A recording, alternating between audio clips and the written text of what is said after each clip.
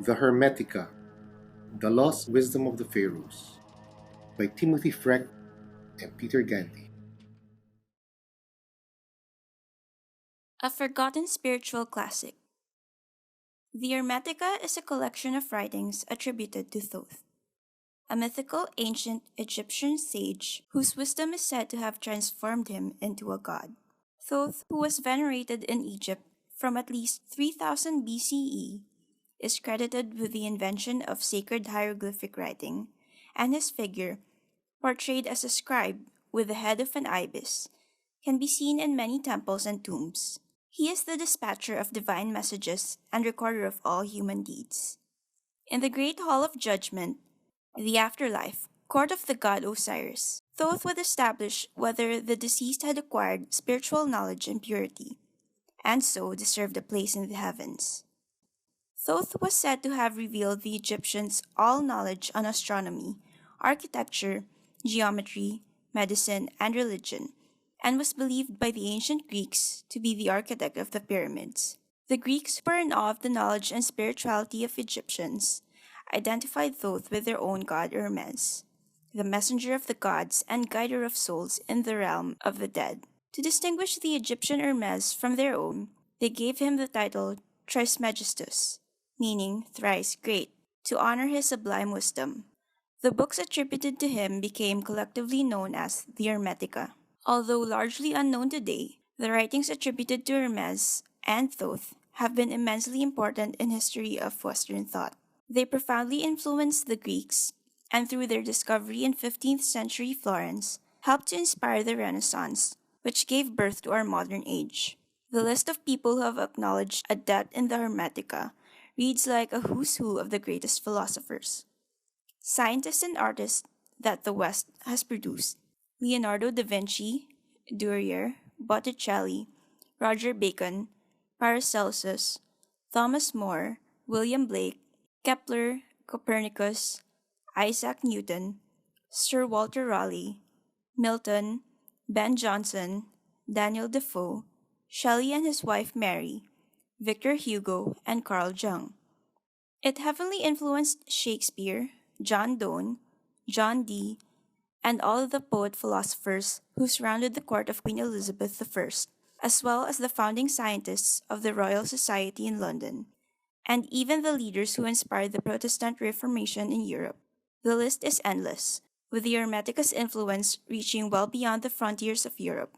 Islamic mystics and philosophers also trace their inspiration back to thrice great Hermes, and the esoteric tradition of the Jews equated him with their mysterious prophet Enoch.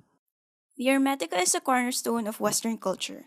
In substance and importance, it is equal to well-known Eastern scriptures like the Upanishads, the Dhammapada, and the Tao Te Ching. Yet, unlike these texts, which are now readily available and widely read, the works of Hermes have been lost under the dead weight of academic translations, Christian prejudice, and occult obscurities. Until now, no simplified rendering of these writings have been available to the general reader. All previous versions in the English language are very dense, impenetrable, and loaded down with notes and subtext that make them difficult to digest. This new version, however, makes this ancient wisdom more easily accessible. It presents carefully selected extracts of the Hermetic text, linked together in a narrative and rendered into easily understood English. What emerges is an inspiring and illuminating taste of a forgotten classic. The history of the Hermetica. The early origins of the Hermetica are shrouded in mystery, but the evidence suggests it is a direct descendant of the ancient philosophy of the Egyptians. However, the handful of surviving works attributed to Hermes are not written in an ancient Egyptian hieroglyph, but in Greek, Latin, and Coptic. They were collated in the city of Alexandria in Egypt during the 2nd and 3rd centuries. Here, the Hermetic philosophy helped inspire some of the greatest intellectual achievements of the ancient world. Alexandria was a great center of learning, surpassing even Athens. Its founder, Alexander the Great, had conquered and united Greece, Persia, Egypt, and India into one vast empire. Cultures that had grown up more or less independently were brought together, and there was no bigger melting pot than Alexandria. Into this new universal city poured men and women of every race and nation: Greeks, Jews, Egyptians, Babylonians, Phoenicians, and even Buddhists from India, associated together in relative peace. The Alexandrians were renowned for their thirst for knowledge, and under the enlightened Greek ruler Ptolemy I, a library and museum were founded where human beings first systematically collected the wisdom of the world. At its height, the Library of Alexandria housed some 500,000 scrolls. These included the works of Euclid, Archimedes, and the astronomer Ptolemy, who dominated the spheres of geometry, mathematics, and geography respectively, until well into the Middle Ages. It contained the research of Aristarchus of Samos, who had shown that Earth is one of the planets orbiting the Sun, and Eratosthenes, who had calculated the circumference of the Earth to within a few percent. Scientists of the library knew about the precession of the equinoxes and that the moon was responsible for the rhythm of the tides. Alexandria was also rich in esoteric knowledge. Pythagoreanism, Chaldean oracles, Greek myths, Platonic and Stoic philosophy, Judaism, Christianity, the Greek and mystery schools, Zoroastrianism, astrology, alchemy, Buddhism, and of course, the ancient Egyptian religion were all practiced, studied, compared, and discussed. The Golden Age of Alexandria came to an end with the birth of the intolerant Christian Holy Roman Empire. Despite the sophistication and cultural achievements of the ancients, the Christians referred to them as dismissively as pagans, which means country dwellers. In 415 CE, Hypatia, one of the last great scientists and pagan philosophers working at the Library of Alexandria, was seized by a mob of Christians, who removed her flesh with scallop shells and burnt her remains. Their leader, Bishop Cyril, was later canonized as Saint Cyril. The great library was finally destroyed as much pagan superstition, and this wealth of knowledge was scattered to the four winds. The Christian Roman Emperor Theodosius closed pagan temples across the empire and began the previously unknown phenomenon of book burning. For the West, 5th century ushered in the 1,000-year period appropriately known as the Dark Ages. The Hermetica and Islam. History shows that wherever the works of Hermes have been studied and venerated, civilization has flourished. Pagan scholars and sages fled to the newly emerging Arab culture, taking their knowledge and their Hermetic writings with them. 200 years later, the Muslims created an empire whose learning and scientific achievements were unsurpassed. By the beginning of the 9th century, the first university was established in Baghdad, called the House of Wisdom. Here, many pagan works were translated. The sciences that had reached such heights in Alexandria were significantly developed, and the ancient pagan spiritual wisdom was covertly studied and practiced. From its exalted position amongst the sacred scriptures of Egyptian spirituality, the Hermetica became the secret inspiration for an important undercurrent in Islamic philosophy and the holy book of unorthodox religious sects such as the Sabians. We would never have heard of the mysterious Sabians had they not come into conflict with the religious authorities of their day. Several centuries after the death of its founder, Muhammad, Islam was beginning to succumb to the same desire for orthodoxy that had arisen in the Christian West. Heretics were to be rooted out, if necessary, with violence. In 830 CE, a powerful caliph was passing through the city of Haran when he noticed the strangely dressed Sabians and questioned their leaders. Asked to produce their sacred texts, they returned with the Book of Hermes. The genius philosopher-scientist Thabit ibn Qurra was a Sabian who in 810 CE wrote the following rousing defense of Hermetic paganism. We are the heirs and propagators of paganism. Happy is he for the sake of paganism bears the burden of persecution with firm hope. Who else have civilized the world and built cities if not the nobles and kings of paganism? Who else have set in the order of arbors and the rivers? And who else have taught the hidden wisdom? To whom else has the deity revealed itself, given oracles and told about the future, if not the famous men amongst the pagans? The pagans have made known all of this. They have discovered the art of healing the body. They have also made known the art of healing the soul. They have filled the earth with settled forms of government and with wisdom, which is the highest good. Without paganism, the world would be empty and miserable. Another unorthodox group within the Islamic Empire who traced their ancestry back to thrice great Hermes were the poets and mystics known as the Sufis. The 12th century Iranian Sufi philosopher Yahya Surawadi made it his life's work to link what he called the original Oriental religion with Islam. He claimed that the sages of the ancient world had preached a single doctrine.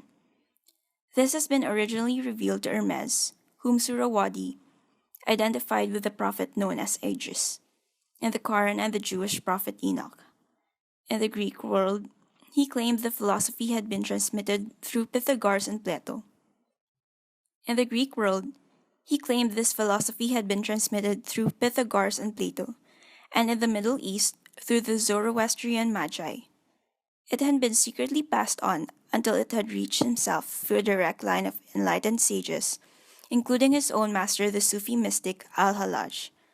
Not surprisingly, both Sarawadi and Al-Hallaj were executed by the religious authorities for heresy, Al-Hallaj by crucifixion. Hermes and the Reawakening of Europe. With the Arab Empire becoming increasingly intolerant, the owners of the Hermetic books traveled in search of a safe refuge. In the 15th century, many fled into the tolerant city-state of Florence in northern Italy, where this wisdom again inspired a great cultural flowering. In 1438, the Byzantine scholar Themistocleton made available to the awestruck Florentines the entire lost works of Plato. These and other pagan works were translated into Latin for the first time. The ruler of Florence, the philanthropist and scholar Cosimo de' Medici, established a new Platonic academy, a group of intellectuals and mystics who found their inspiration in the ancient pagan philosophy. It profoundly influenced great names like Leonardo da Vinci, Michelangelo, Botticelli, and Raphael, who began painting pictures of the ancient pagan gods.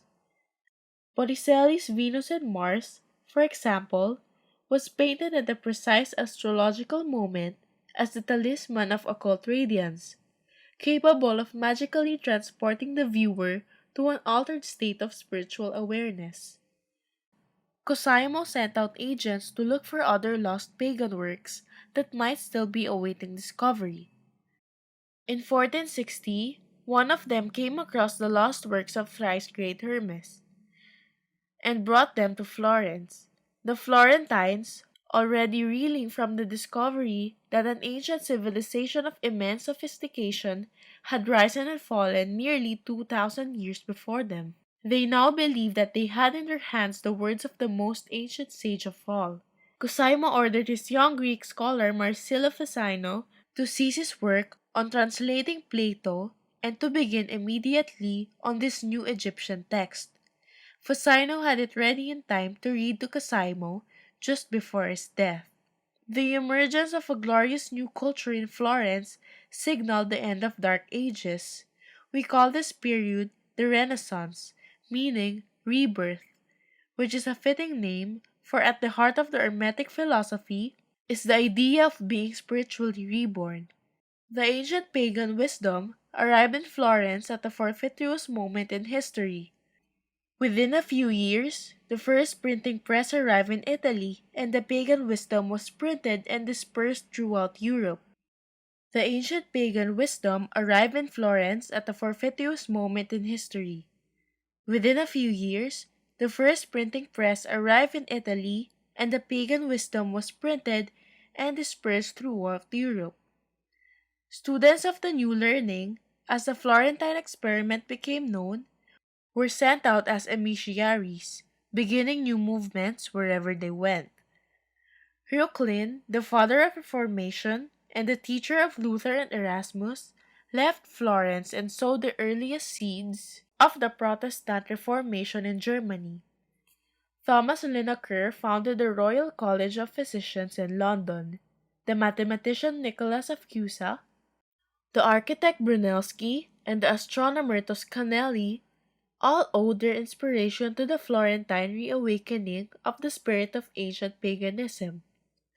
Copernicus Momentus claimed that the sun, not the earth, is at the center of the solar system, and it was a choice, not a discovery, made after studying Hermetic Platonic philosophy at an Italian university. On the first page of the On the Revolution of the Celestial Orbs, published in 1543, Copernicus quotes the words of thrice great Hermes: "The sun is the visible God." As in Alexandria 1,000 years earlier, the Renaissance viewed science, art, literature, and religion as parts of a united whole to be studied together. All aspects of human life were now opened up as legitimate areas of investigation. It was a situation that challenged the authorities of the Roman Catholic Church, and in 1492, with the aid of the King of France, they crushed the Republic of Florence. Although the heady days of the new academy were over, the suppression was too late to prevent the ripples of its influence expanding ever outwards. Florentine scholars were dispersed across Europe and became known as the Fifth Essence. The taste for all things Italian, art, sculpture, fashion, literature, and philosophy, was insatiable. Within less than 200 years, the Renaissance had conquered Europe. The unifying religion. In England, the works of Hermes had a profound effect on the circle of courtiers surrounding Elizabeth I, Sir Philip Sidney, Sir Walter Raleigh, John Donne, Christopher Marlowe, William Shakespeare, George Chapman, and Francis Bacon were all acquainted with the works of the Egyptian sage. Elizabeth's personal astrologer, whom she referred to as her philosopher, was the enigmatic Hermeticist John Dee. He was a brilliant mathematician and the first person to translate the complete works of Euclid into English. Dr. Dee owned the greatest library in England, and his home was regarded as the third university to Oxford and Cambridge. He was visited by scholars from all over Europe and made frequent journeys where the first detailed commentaries on the Hermetica were being written. At this time, Prague was the capital of Bohemia, an enlightened republic where the Hermetic scholars, Platonic philosophers, Jewish rabbis, and the scientists of every nation found sanctuary at the court of Rudolph II. Europe was being ravaged by the wars of religion between Protestants and Catholics, and in Bohemia, another way was proposed: Hermeticism. Evangelists of the new Egyptian religion of thrice great Hermes, such as Giordano Bruno, traveled extensively in Europe. Bruno interrupted the new sun-centered cosmos proposed by Copernicus in an entirely mystical way, as the rising of a new sun at the dawning of a new age. He believed that the Egyptian religion of Hermes was the ancestor of the Greek mystery schools, the religion of Moses and the Jews, and the birthplace of Christianity. In Bruno's imagination, it was now poised to become the unifying religion in which Jews, all denominations of Christians, Platonic humanists, and even Muslims could meet and resolve their differences. Bruno's courage and conviction was nowhere more clearly demonstrated than his decision to return to Italy, where within a short time he was arrested by the Roman Catholic Church. He endured 8 years of tortures during which he refused to recant, and in 1600 was led out into the Square of Flowers in Rome and ceremonially burnt alive. The vision of a universal Hermetic religion was fated to fade, but its influence remained strong amongst visionaries and scientists.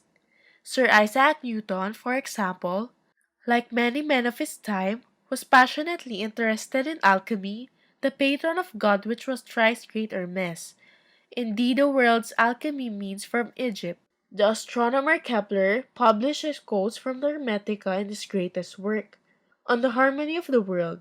In 1640, the poet John Milton celebrated the wisdom of Hermes, writing, Or let my lamp at midnight hour be seen in some high lonely tower, where I may oft outwatch the bear, with thrice great Hermes or spare, the spirit of Plato, to unfold what worlds or what vast regions hold the immortal mind that hath forsook her mansion in this fleshy nook. By Il Penseroso. The demise of thrice great Hermes. At the same time as Milton was writing, however, the ground was being cut away from under the authenticity of the Hermetica. Previously, these works had been believed to be of extreme antiquity, dating back to the time of the Pharaohs.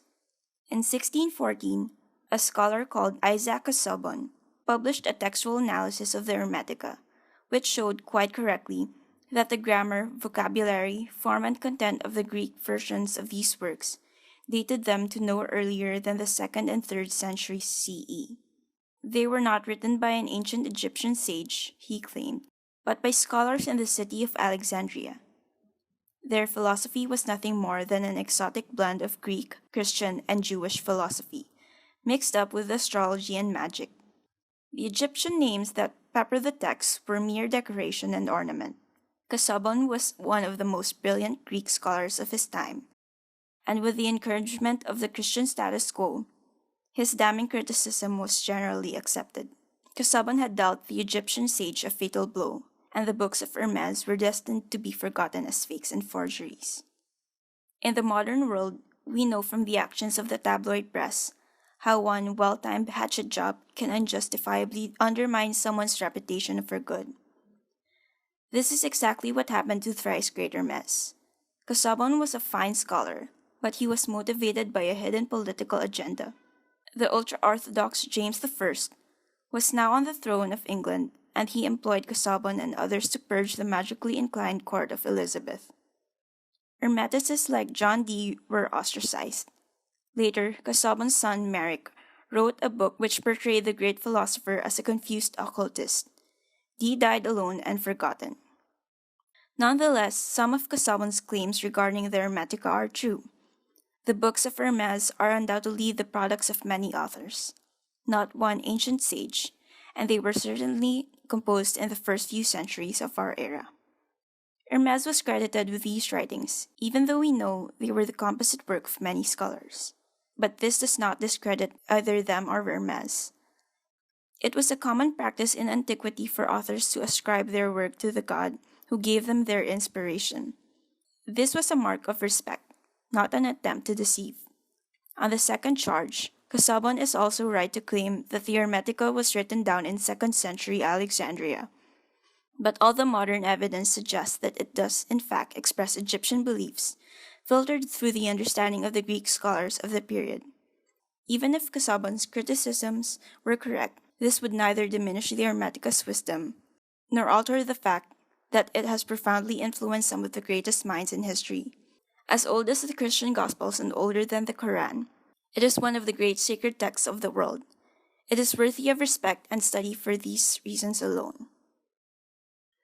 The Wisdom of the Pharaohs.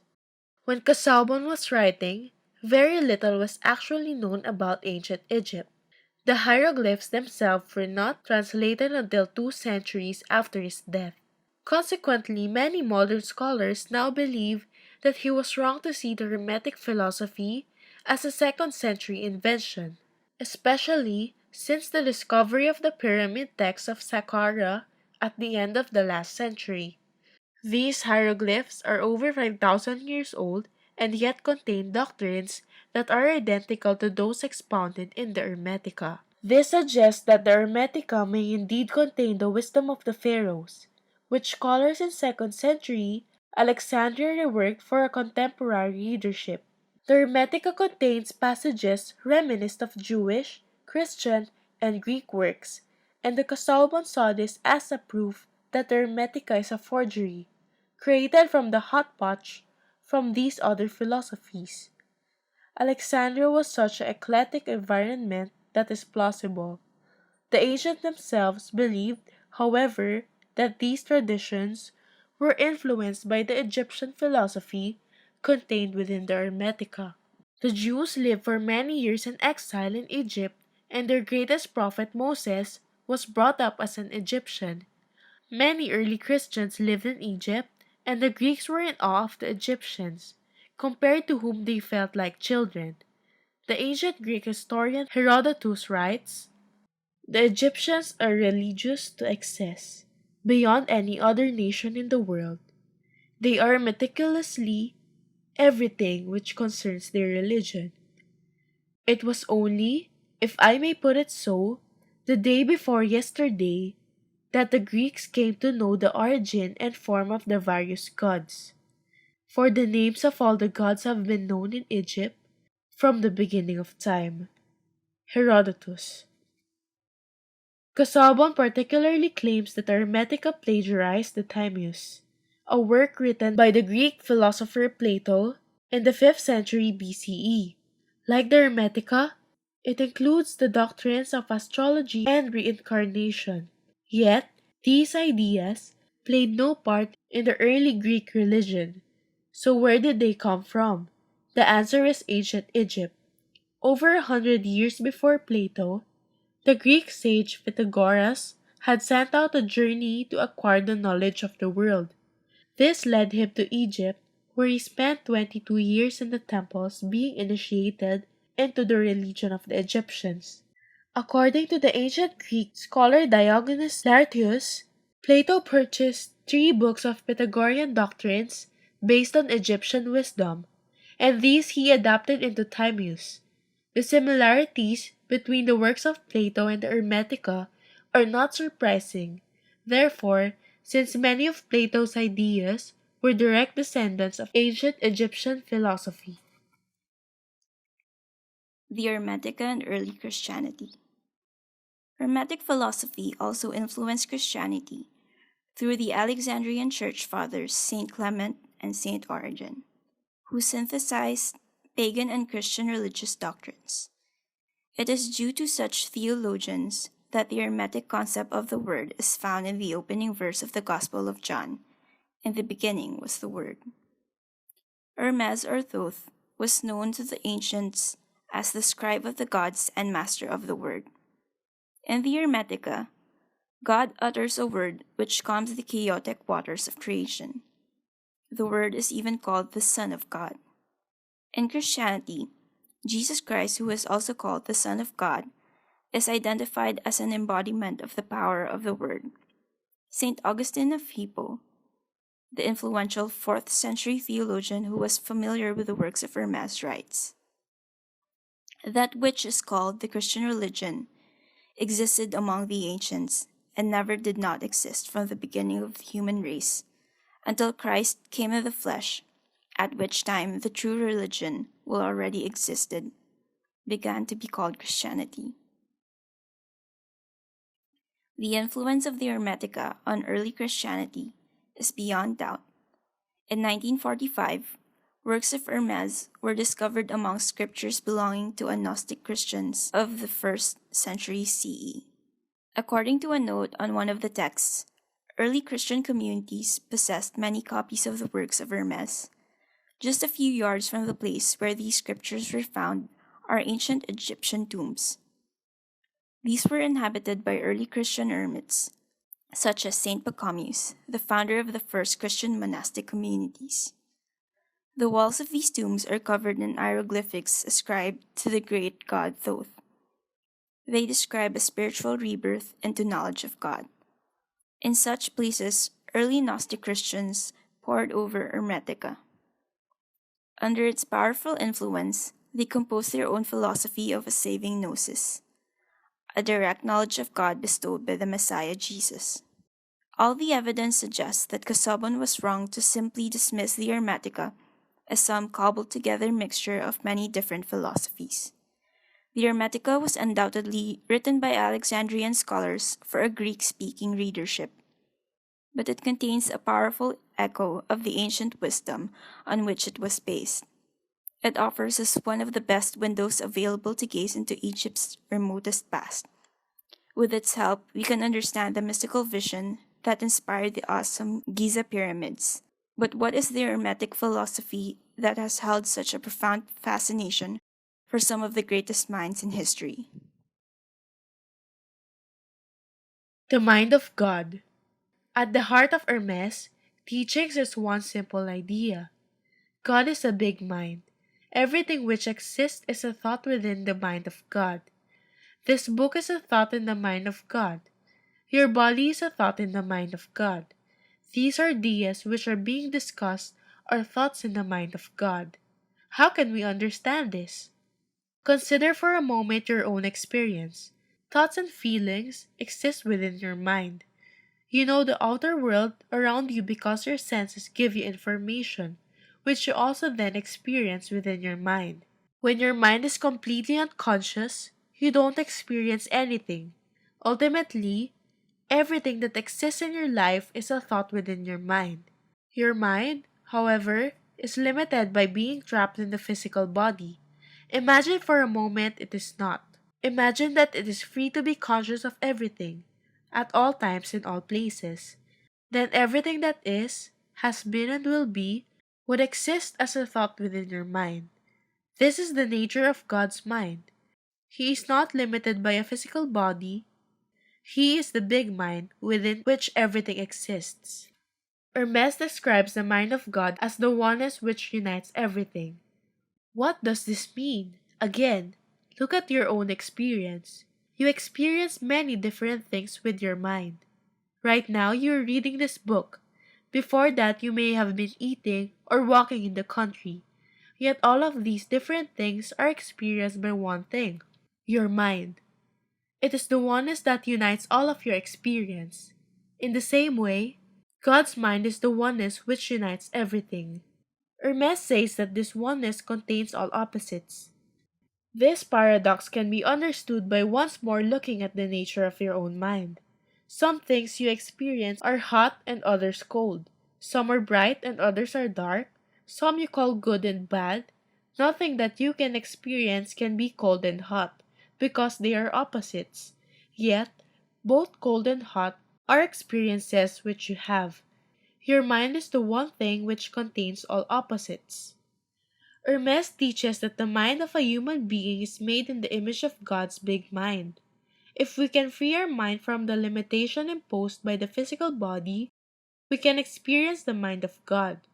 We were created with the specific purpose of learning to do this. This is the spiritual goal of the human life.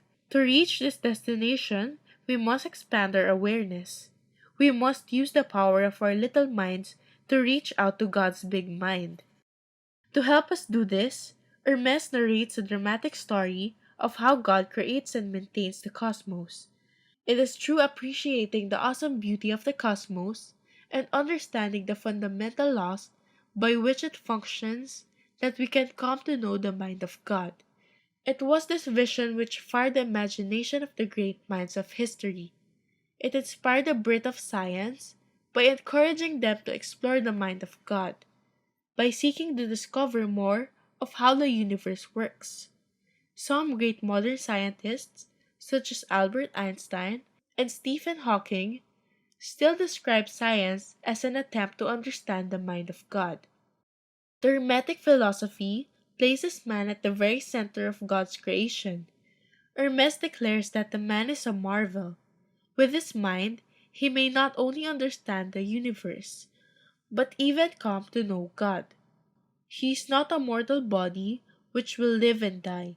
He is an immortal soul, through the experience of a spiritual rebirth, may become a god. A new version of the Hermetica. A book of this size cannot contain all the Hermetic teachings. It can, however, give an inspirational and intriguing taste of their core doctrines. The main surviving philosophical Hermetic texts are the 18 books known as the Corpus Hermeticum, the Asclepius, the Stabius, and the various fragments. These works are dense and somewhat impenetrable. In this new version, therefore, we have selected key extracts and combined them to bring out the essential wisdom and inherent poetry they contain. In this endeavor, we feel we are following in the footsteps of the scholars of Alexandria, who collated these books with the ancient material that was then available, making them accessible to a contemporary readership. Our sources are contained in notes at the back of the book, but for most readers, it will be enough to follow a progressive exposition of the essence of Hermeticism, condensed into more manageable sections. Like many Greek texts, the Hermetic teachings are often presented in the form of dialogues between teacher and pupil. The voices change in the different texts, which can be confusing, so we have chosen to avoid this device and simply present a monologue by Hermes addressed to the reader. Although we have used the familiar term God in the explanatory notes which accompany each chapter, we have avoided this term in the text itself. Instead, we have used Atum, one of the ancient Egyptian names for the supreme one God. We felt that using this unfamiliar Egyptian name would allow the reader the opportunity to build up their own conceptual picture of what Hermes means by the term, free of any associations they may have with the word God. It is a daunting task to present a new version of any work that is written in a foreign language and uses a distinct and unique conceptual vocabulary. Approaching a text which is also of extreme antiquity and has already been through the hands of a number of translators is doubly difficult. In Book 16 of the Corpus Hermeticum, Hermes writes, "My teachings will seem more obscure in times to come, when they are translated from our Egyptian mother tongue into that of the Greeks. Translation will distort much of their meaning. Expressed in our native language, the teachings are clear and simple, for the very sound of an Egyptian word resonates with the thing signified by it. All possible measures should be taken to prevent these holy secrets being corrupted by translation into Greek, which is an arrogant, feeble, showy language, unable to contain the cogent force of my words. The Greek language lacks the power to convince, and Greek philosophy is nothing but noisy chatter. Our Egyptian speech is more than talk. Its utterances are replete with power. In the ancient Egyptian language, the sound of a word had a magical power which complemented its meaning, a view of language which we unconsciously retain when we talk of spelling a word. Translation inevitably means that we have lost its original power and clarity. Hermes teaches, however, that through the power of the mind, all things are possible. We have tried, through the power of contemplation, which Hermes advocates, to distill the essence of his teachings for a new generation of spiritual seekers. Although human culture has changed beyond recognition from the times of the ancient Egyptians, the essential mysteries of life have remained what they have always been and always will be. For those alive to these mysteries, the writings of Hermes are as relevant today as they were in the distant past. We hope this new version captures as much as possible of the Hermetic vision, playing some small part in restoring to the ancient wisdom the respect that it is due." Chapter 1. The Prophecies of Hermes. In this chapter, Hermes describes the nature of pure philosophy, but laments that in future generations it will become all but lost. The philosophy that Hermes teaches is not just a clever intellectual exercise. It is but focusing the mind in deep meditation on Atum, an ancient Egyptian name for God. Such pure philosophy is about rising above mere opinions to experience directly the mind of the universe. Using the God-given gift of our own little minds, we can come to know the big mind that creates and maintains the cosmos in beautiful order. For Hermes, spiritual philosophy is not opposed to science as it often is for us today. The student of spiritual philosophy studies science as a form of devotion to God. Through understanding the secrets of the natural world, he is overcome with a sense of awe and reverence for the Creator. He appreciates the perfect order of the universe, as if he were listening to a grand symphony in which every melody has been exquisitely combined to compose one magnificent harmony. Hermes prophesies, however, that this spiritual philosophy will one day become lost and confused. Speaking from our distant past, he uncannily describes the predicament we find ourselves in today. Pure philosophy has been replaced by the teachings of clever intellectuals with no mystical understanding of life. People have ceased to see the universe as a source of wonder. People have ceased to see the universe as a source of wonder and no longer revere it as the work of God. Spirituality has come to be dismissed by science as primitive superstition. The profound wisdom of the ancient Egyptians is thought of as a dead religion and as little more than an archaeological curiosity. Hermes foretells that Egypt, once the home of spirituality, will become a desolate place deserted by the gods. Out of compassion for future generations, Hermes writes his wisdom in books and orders them to be hidden. Like a time capsule of truth, Hermes' vision waits for its chance to awaken future generations who are lost and bewildered by life, people such as ourselves. The Prophecies of Hermes. Pure philosophy is spiritual striving through constant contemplation to attain true knowledge of the atom, the one God. But speaking now in prophecy, I say that in times to come, no one will pursue philosophy with single-mindedness and purity of heart. Those with a grudging and ungenerous temperament will try and prevent men discovering the priceless gift of immortality. Philosophy will become confused, making it hard to comprehend. It will be corrupted by spurious speculations, will be entangled with bewildering sciences like arithmetic, music, and geometry. The student of pure philosophy studies the sciences not as fanciful theories, but as devotion to atom, because they reveal a universe perfectly ordered by the power of number, because measuring the depths of the sea and forces of fire and magnitudes of physical things leads to a reverent awe at the Creator's skill and wisdom, because the mysteries of music bear witness to the unsurpassed talent of the supreme artist, who has beautifully harmonized all things into a single whole, suffused with sweet melodies. To simply love atom in thought with singleness of heart, and to follow the goodness of his will, this is philosophy. Unsullied by intrusive cravings for pointless opinions, but I foresee that in times to come, clever intellectuals will mislead the minds of men, turning them away from pure philosophy.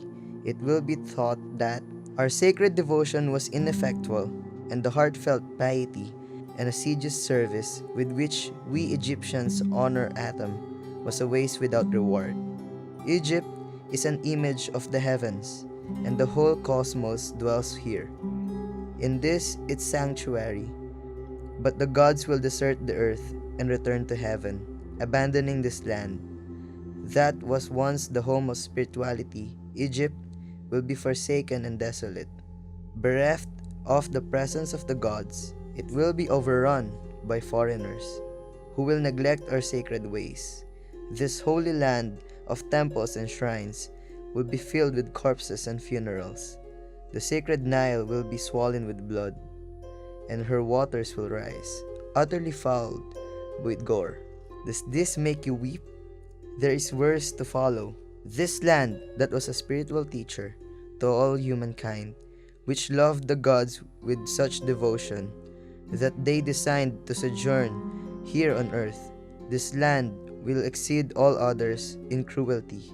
The dead will far outnumber the living, and the survivors will be known as Egyptians by their language alone. For in their actions, they will be like men of another race. O Egypt, nothing will remain of your religion but an empty tale, which even your own children will not believe. Nothing will be left to tell of your wisdom but old graven stones. Men will be weary of life and will cease seeing the universe as worthy of reverent wonder. Spirituality, the greatest of all blessings, will be threatened with extinction and believed a burden to be scorned. The world will no longer be loved as an incomparable work of Atom, a glorious monument to his primal goodness, an instrument of the divine will to invoke veneration and praise in the beholder. Egypt will be widowed. Every sacred voice will be silenced. Darkness will be preferred to light. No eyes will raise to heaven. The pure will be thought insane, and the impure will be honored as wise. The madman will be believed brave, and the wicked esteemed as good. Knowledge of the immortal soul will be laughed at and denied. No reverent words worthy of heaven will be heard or believed. So I, thrice great Hermes, the first of men to attain all knowledge, have inscribed the secrets of the gods in sacred symbols and holy hieroglyphs. On these stone tablets, which I have concealed for a future world, that may seek our sacred wisdom. Through all-seeing mind, I myself have been the witness of the invisible things of heaven, and through contemplation, come to knowledge of the truth. This knowing I have set down in these writings.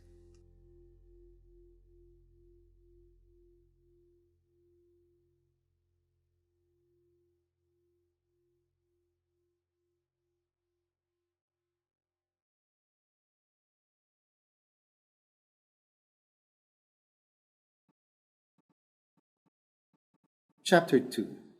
The Initiation of Hermes. In this chapter, Hermes describes a mystical vision of the creation of the cosmos, upon which all his later teachings are based. Hermes derives his wisdom from a dramatic mystical revelation. While his mind is alert, yet still and empty, he hears God speaking to him. Hermes asks to be shown the true nature of reality, and suddenly everything begins to change before him. In a mysterious vision, he witnesses the creation of the world. This vision is not meant to be understood intellectually, but contemplated like images from a dream. However, we can explore a little of its deep meaning. Hermes' first experience is of an all-embracing divine light, which, as he watches, casts a shadow like dark, restless water. Later, he is told that this light is the mind of God, and the dark waters are the unlimited potential out of which God will fashion the universe. This is a mystical version of the first act of creation, remarkably similar to the modern scientific theory of the Big Bang. An explosion of light and energy slowly cools to become the black womb of space, into which suns and planets and finally ourselves are born. This birth, like any birth, is accompanied by pain, and Hermes hears an inarticulate cry of suffering from the turbulent depths. The light then speaks a word, which calms the chaotic waters. This word is like a blueprint that will organize a structured cosmos out of the chaos. Modern science might call it the fundamental laws of nature. This word is the first idea in the mind of God, from which everything springs. Initiated in the secrets of the creation, Hermes receives his divine mission from the Supreme Being. Only this knowledge, he is told, can save those who live in darkness. Hermes must become a spiritual guide to all mankind. The Initiation of Hermes. My senses were suspended in mystic sleep, not a weary, full-fed drowsiness, but an alert and conscious emptiness. Released from my body, I flew with my thoughts, and while I soared, it seemed to me a vast and boundless being called my name. Hermes, what are you looking for? Who are you? I asked. I am the way guide, the supreme mind, the thoughts of Atom, the one God. I am with you, always and everywhere. I know your desires. Make your questions conscious, and they will be answered. Show me the nature of reality. Bless me with the knowledge of Atom, I begged. Suddenly, everything changed before me. Reality was opened out in a moment. I saw the boundless view. All became dissolved in light, united within one joyous love. Yet the light cast a shadow, grim and terrible, which, passing downwards, became like restless water, chaotically tossing forth spume like smoke. And I heard an unspeakable lament, an inarticulate cry of separation. The light then uttered a word, which calmed the chaotic waters. My guide asked, "Do you understand the secrets of this vision? I am that light, the mind of God, which exists before the chaotic dark waters of potentiality. My calming word is the Son of God, the idea of beautiful order, the harmony of all things with all things. Primal mind is parent of the word, just as, in your own experience, your human mind gives birth to speech. They cannot be divided one from the other, for life is the union of mind and word. Now fix your attention upon the light and become one with it." When he had said this, he looked into me, eye to eye, until trembling I saw in thought limitless power within the light, to form an infinite yet ordered world, and I was amazed. I saw in the darkness of the deep, chaotic water without form, permeated with a subtle intelligent breath of divine power. Atom's word fell on the fertile waters, making them pregnant with all forms. Ordered by the harmony of the word, the four elements came into being, combining to create the brood of living creatures. The fiery element was articulated as the constellations of the stars and the gods of the seven heavenly bodies, revolving forever in celestial circles. The word then leapt up from the elements of nature and reunited with mind the maker, leaving mere matter devoid of intelligence. My guide said, "You have perceived the boundless primal idea, which is before the beginning. By Atom's will, the elements of nature were born as reflections of this primal thought and the waters of potentiality. These are the primary things, the prior things, the first principles of all in the universe. Atom's word is the creative idea, the supreme limitless power, which nurtures and provides for all the things that through it are created. I have shown you everything. Why do you wait? Write the wisdom you have understood in hieroglyphic characters carved on stone in the holy sanctuary. Make yourself a spiritual guide to those worthy of the gift of knowledge, so that through you Atom may be saved. Atom may save humankind."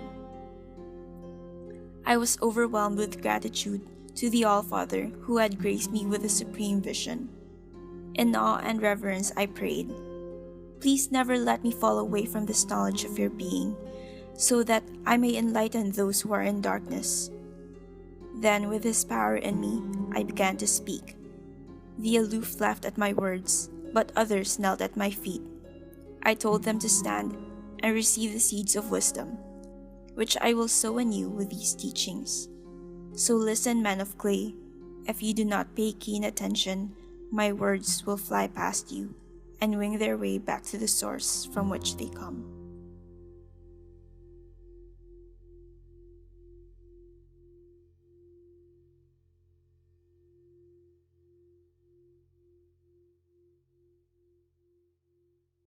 Chapter 3.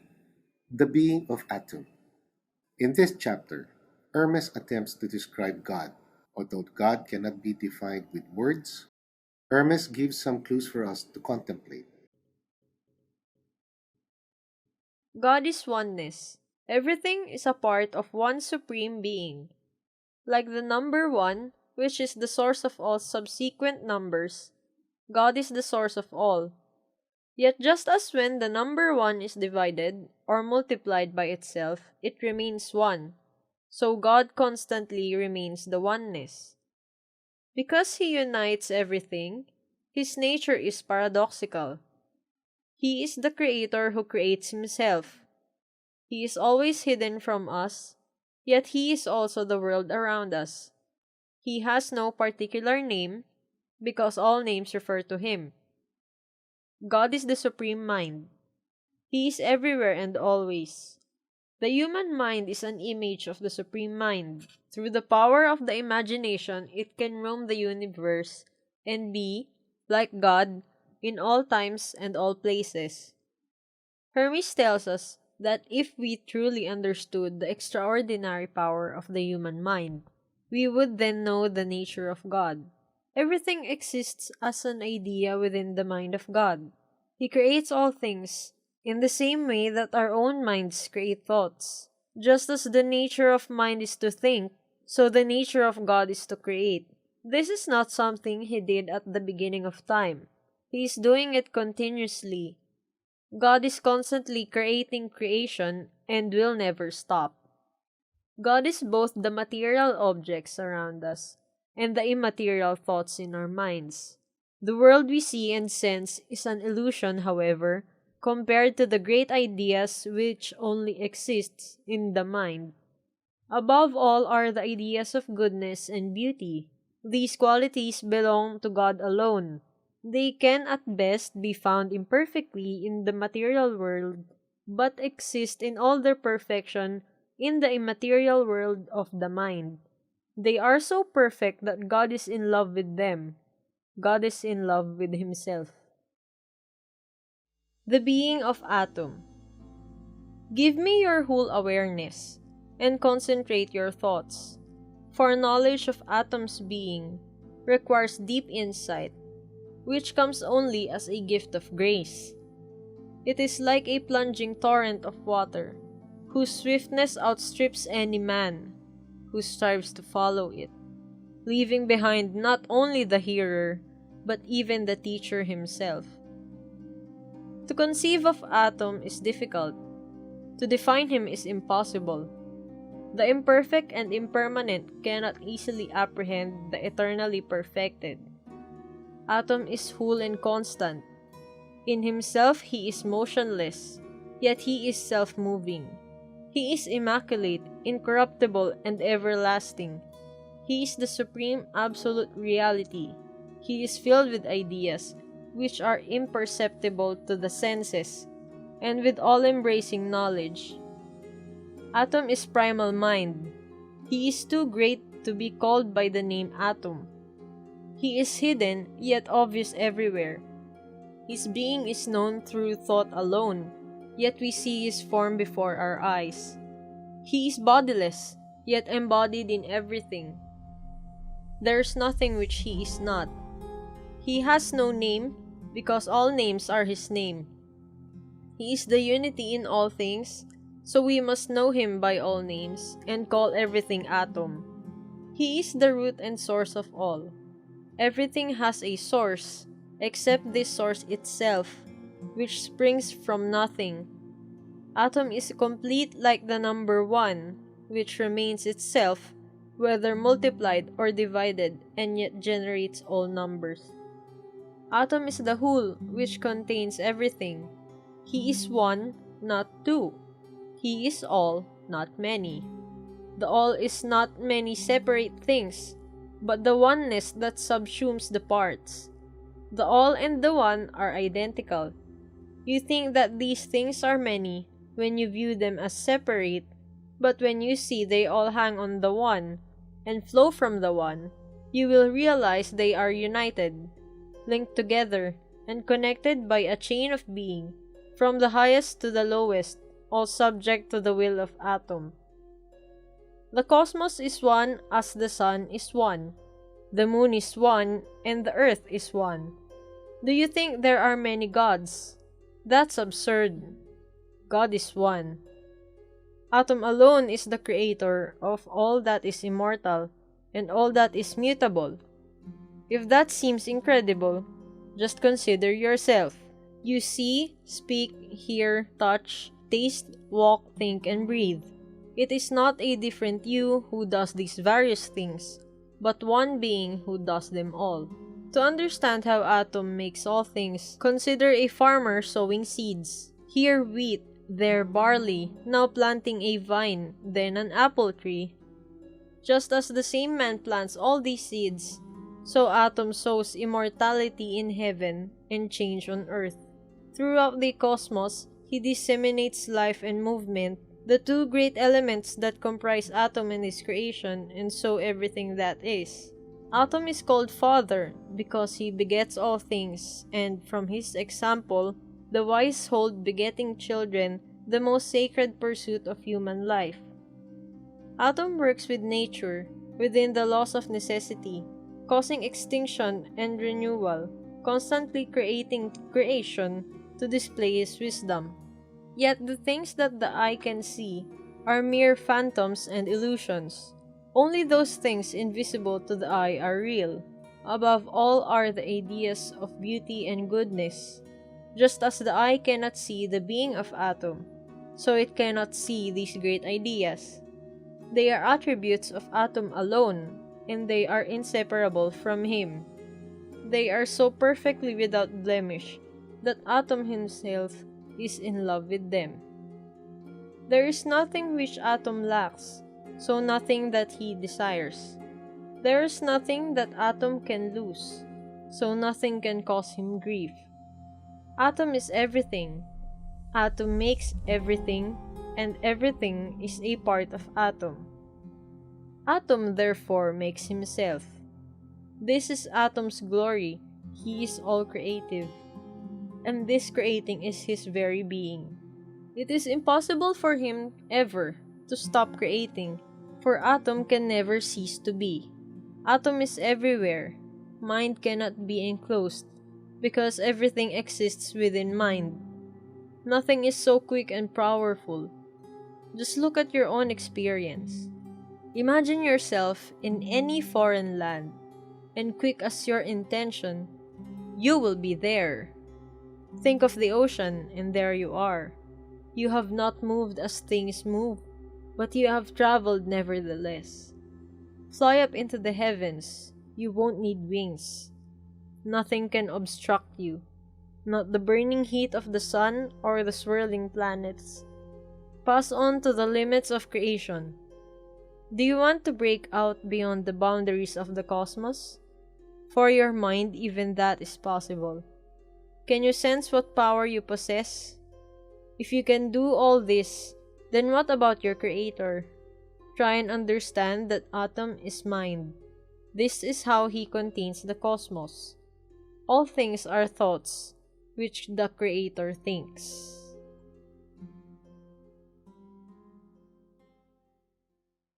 Chapter 4. Contemplate Creation. In this chapter, Hermes teaches us how to see God by contemplating his creation. When we look at the world only with our physical eyes, God is nowhere to be seen. But if we look with our thoughts, we see with spiritual understanding. Suddenly, God is everywhere. In this ecstatic state, everything we see and touch is known to be a part of God, and we understand that God's whole purpose in creating the world was so that through it we could see Him. The cosmos is His body, and we can come to know Him by contemplating its extraordinary order and beauty. Hermes asks us to consider the constant revolutions of the stars in the night sky, the laws of fate, which he calls necessity, the goodness of everything that has happened and is happening. Could this all be so perfect without a supreme mind which maintains such exquisite order? Could it all just be happening accidentally? He reminds us of the marvel of our own birth. Who created us in the womb? Who perfectly crafted the individual details of our bodies? Statues and portraits don't just happen. They are sculpted and painted. Surely such a work of art, as beautiful and complex as our own physical forms, must be the work of a master craftsman? The modern view is that we are a creation of laws and nature. Hermes would not disagree with this. He would simply ask, who decreed these laws? He's trying to return us to a childlike sense of awe in the face of the wonders of life. The world is a miracle, yet we take it for granted. If we take time to reflect, it becomes obvious that we are surrounded by profound mysteries. The universe is a gigantic work of art, signed by an unknown master. Humble amazement is a prerequisite for coming to know God. Contemplate creation. Ask Atom to flash a ray of his illumination into your awareness, giving you the power to grasp in thought his sublime being. For the invisible may only be seen with thoughts, which are themselves invisible. If you can't see thoughts, do you expect to see Atom? Look with your mind, however, and he will appear to you, manifesting himself without reservation throughout the whole universe, so that you may see his image with your eyes and hold it with your two hands. Do you think Atom is invisible? Don't say that. Nothing is more visible than Atom. He created all things so that through them you could see him. This is Atom's great heart, that he manifests himself in everything. Everything can be known, including the unsubstantial. Just as mind is known through thoughts, so Atom is known through his creation. Atom is the all-encompassing author of entirety, weaving everything into the fabric of reality. Because creation is visible, we can see the Creator, and this is the purpose of his creation.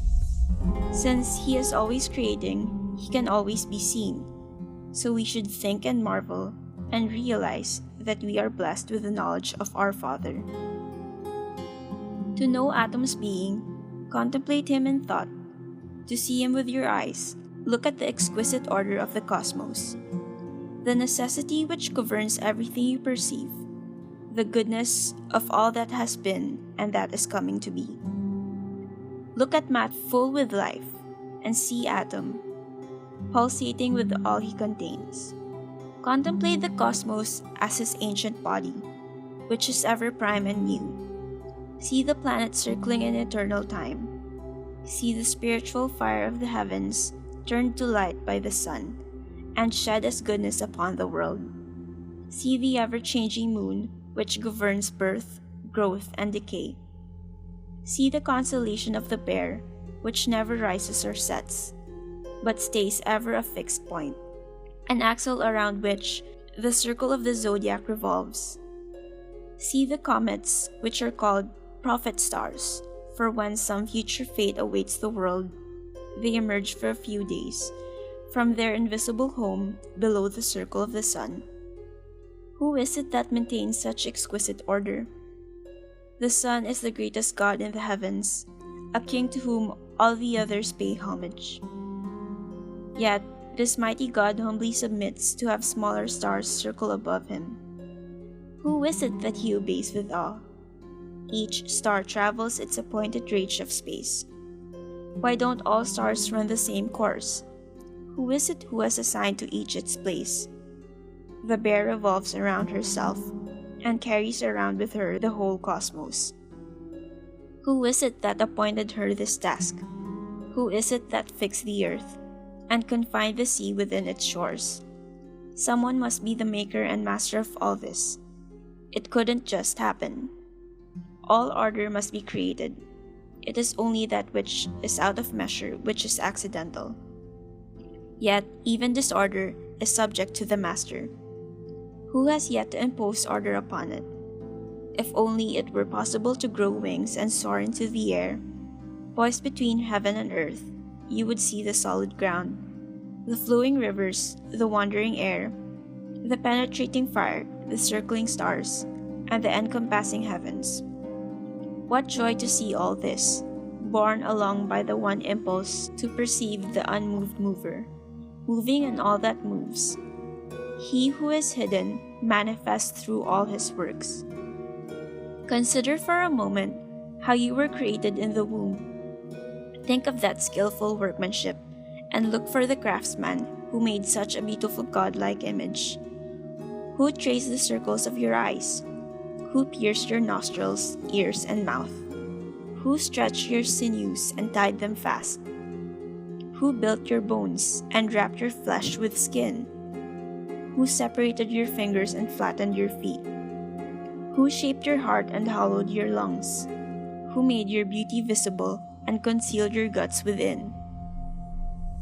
How many crafts have been employed, and how many works of art created to form one human being? Statues and portraits don't just happen without a sculptor or painter. Has such a sublime work no creator?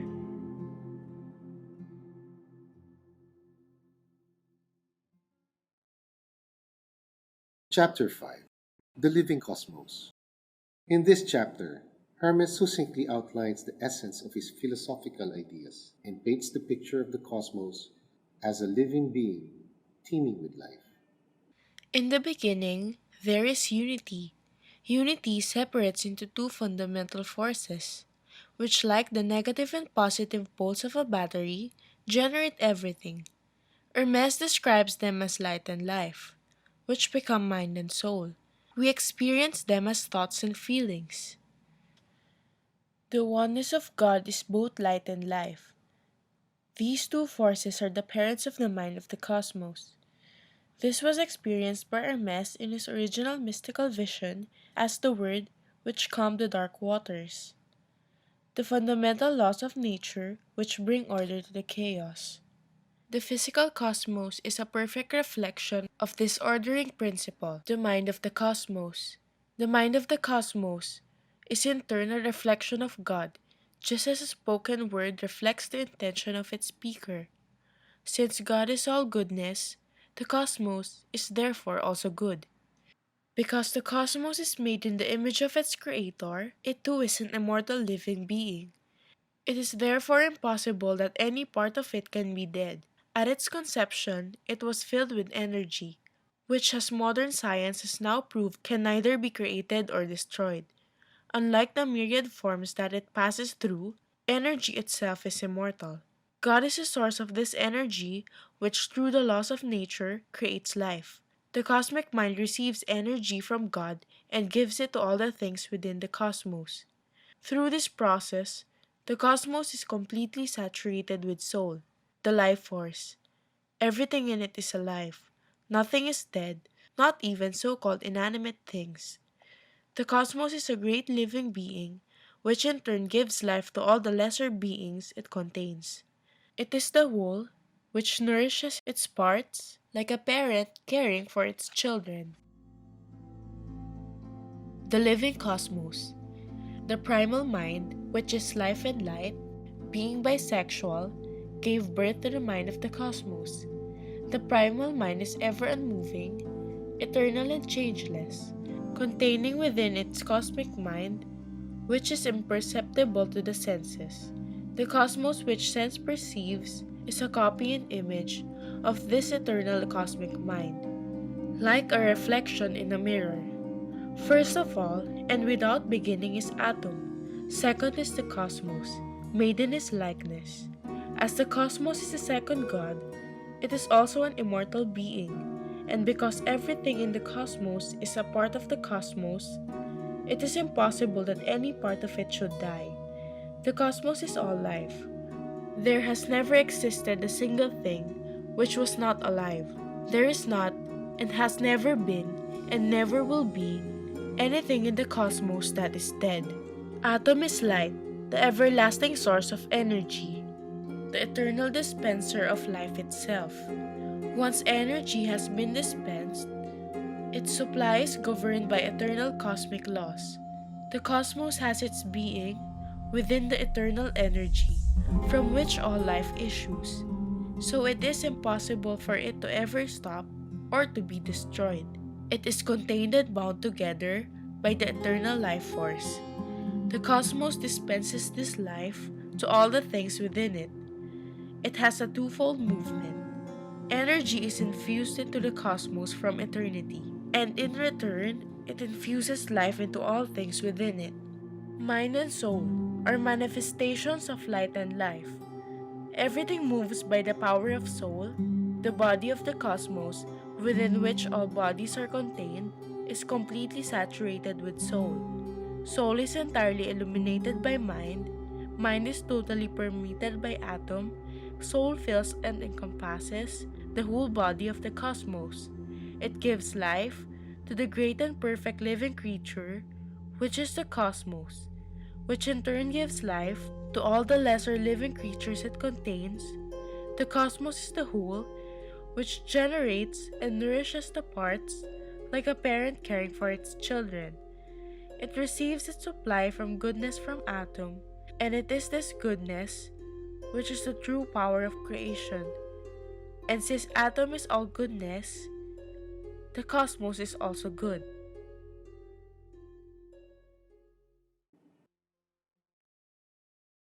Chapter 6. The Circle of Time.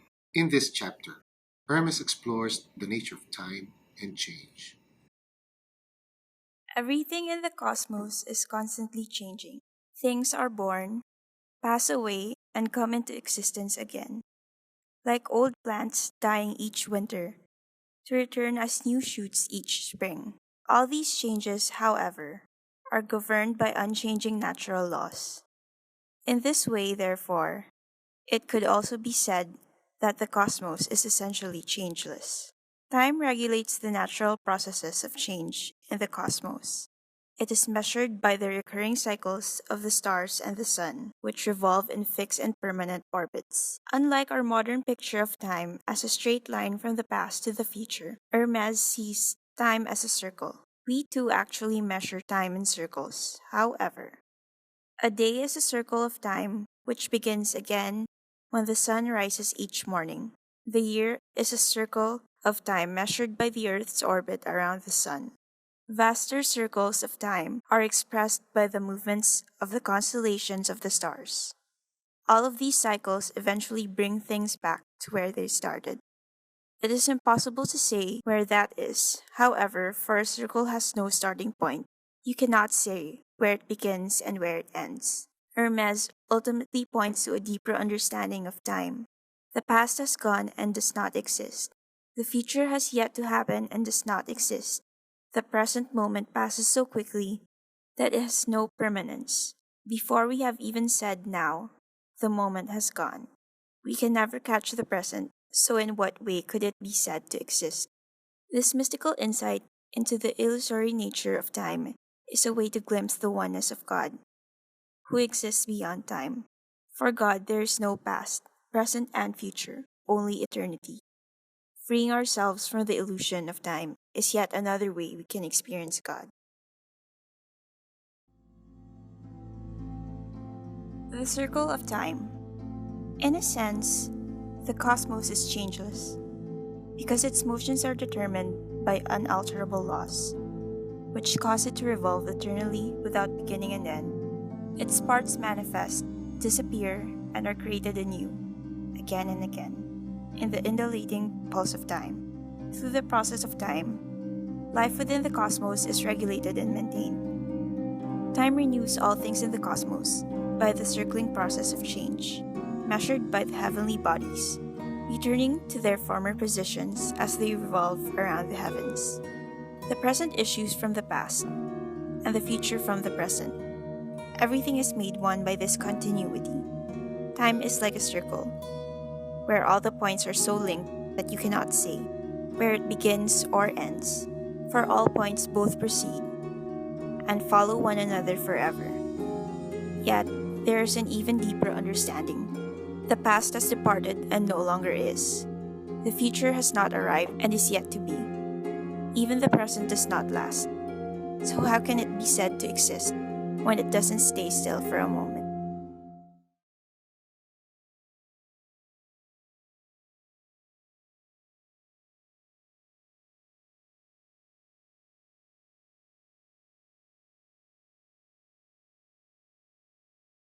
Chapter 7. The Gods. In this chapter, Hermes discusses the many powers through which God administers creation. To the ancient Egyptians, the night sky was seen as the body of the black goddess sprinkled with stars.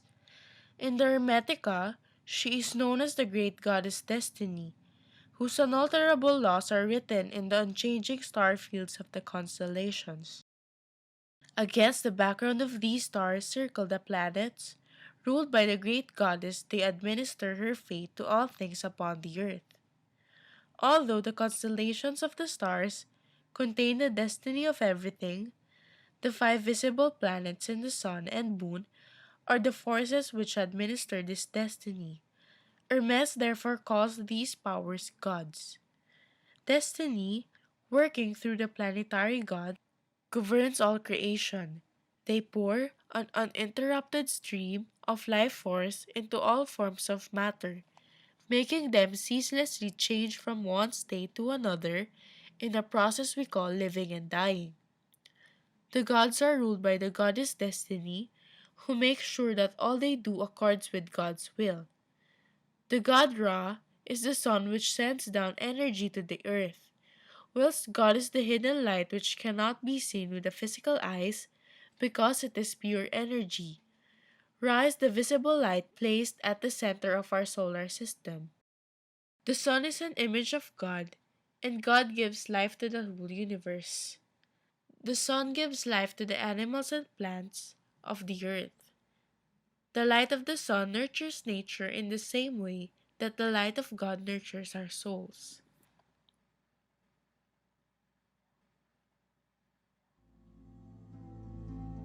The gods. The mind of the cosmos, created from fire and air. The seven administrators who regulate destiny. The five visible planets, and the sun and moon, whose orbits encompass the world of the senses. These celestial powers, known by thought alone, are called the gods, and they preside over the world. They are ruled over by the goddess Destiny, who transforms everything according to the law of natural growth, creating from the permanent, unchanging reality a permanently changing world. The heavenly bodies are governed by atom, and from them flows into matter an uninterrupted stream of soul. Matter is like a fertile womb within which all things are conceived. All forms shape matter, and soul energy ceaselessly changes them into one another. This process is directed by Atom, who infuses each form with soul in proportion to its standing in the scale of being.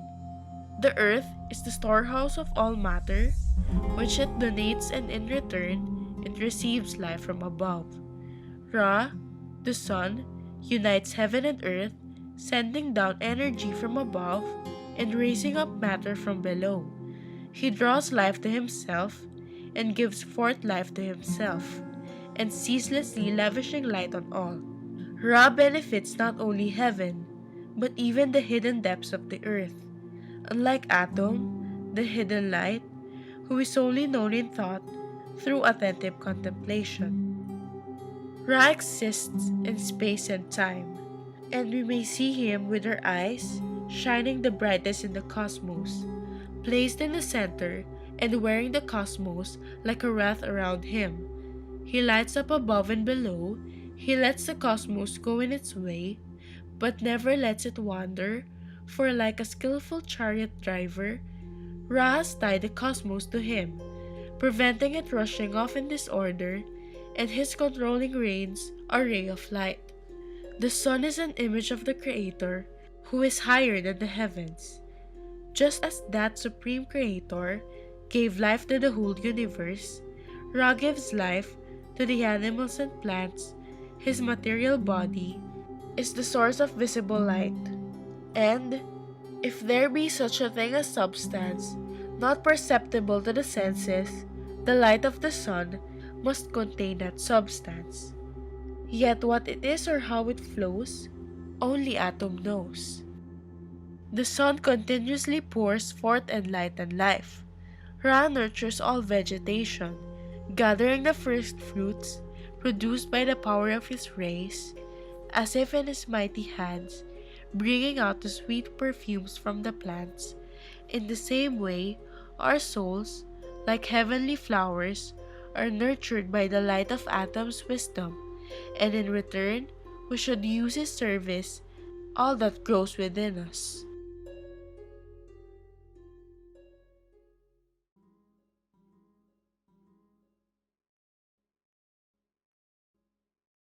Chapter 8. The Hierarchy of Creation. In this chapter, Hermes summarizes his teaching on the way in which God creates and maintains the cosmos and all it contains. God creates an ordering principle, the mind of the cosmos. This ordering principle continually organizes chaotic matter into a beautifully ordered physical cosmos. Time is one of the principles by which the cosmos is ordered. The existence of time means that everything within the cosmos is constantly changing, but in a measured way. God is the goodness that creates life. The mind of the cosmos is the fundamental laws of nature, the permanent and unchanging principles which govern life. The physical cosmos is the beautiful order of nature within which life exists. Time is the governing principle of the cosmos, which produces change. Constant change is the process of everything living and dying. The cosmic mind is an idea expressed by the mind of God. The physical cosmos is a thought expressed by the mind of the cosmos. At the heart of the cosmos is the life-giving sun, which is an image of the life-giving soul at the heart of every person. The hierarchy of creation. Atom creates the cosmic mind.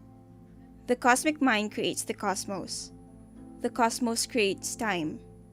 Time creates change. The essence of atom is primal goodness. The essence of the cosmic mind is permanent sameness. The essence of the cosmos is beautiful order. The essence of time is movement. The essence of change is life. Atom works through mind and soul. The cosmic mind works through immortality and duration. The cosmos works through turning and returning. Time works through increase and decrease. Change works through quality and quantity. The cosmic mind is an atom. The cosmos is in eternity. Time is in the cosmos. Change is in time. The cosmic mind is permanently connected to atom. The cosmos is made up of thoughts in the cosmic mind. The cosmic mind is an image of atom. The cosmos is an image of the cosmic mind. The sun is an image of the cosmos. Man is an image of the sun. Chapter 9: The Creation of Mankind. Having discussed the principles by which God created the cosmos, in this chapter, Hermes describes the making of mankind. God created humankind because he wanted there to be a creature capable of appreciating the great beauty of his cosmos. He asks each of the gods who administer the cosmos to provide something to benefit humanity. The sun gives joy. The moon gives sleep. Saturn offers the limits of necessity and the balancing force of justice. Jupiter gives peace, and Mars gives struggle. Venus offers love, and Mercury wisdom. When God hears what the gods will offer, he thinks humankind into existence. At first, humanity is just a thought, a soul. It is unable to tend and look after the earth as God wishes. So God gives each human a mortal body within which to house the immortal soul. To do this, he first creates nature. She is like a beautiful woman, and God makes her mistress of the world. She produces the seeds of natural life. Seeing in the human soul an image of God, nature falls in love and merges with her beloved. This is the blending of body and soul, which produces each one of us. Hence, all human beings have a dual nature, being a combination of an immortal soul and a mortal body. We honor both sides of our nature when we serve God by administering the natural world for him. Finally, God gives humankind a last great gift, the ability to reproduce. More than this, he makes the process a holy, loving sacrament, which reflects the marriage of matter and spirit that creates the cosmos. The sacred bond of love unites man and woman together, so that they may share their essential qualities with each other.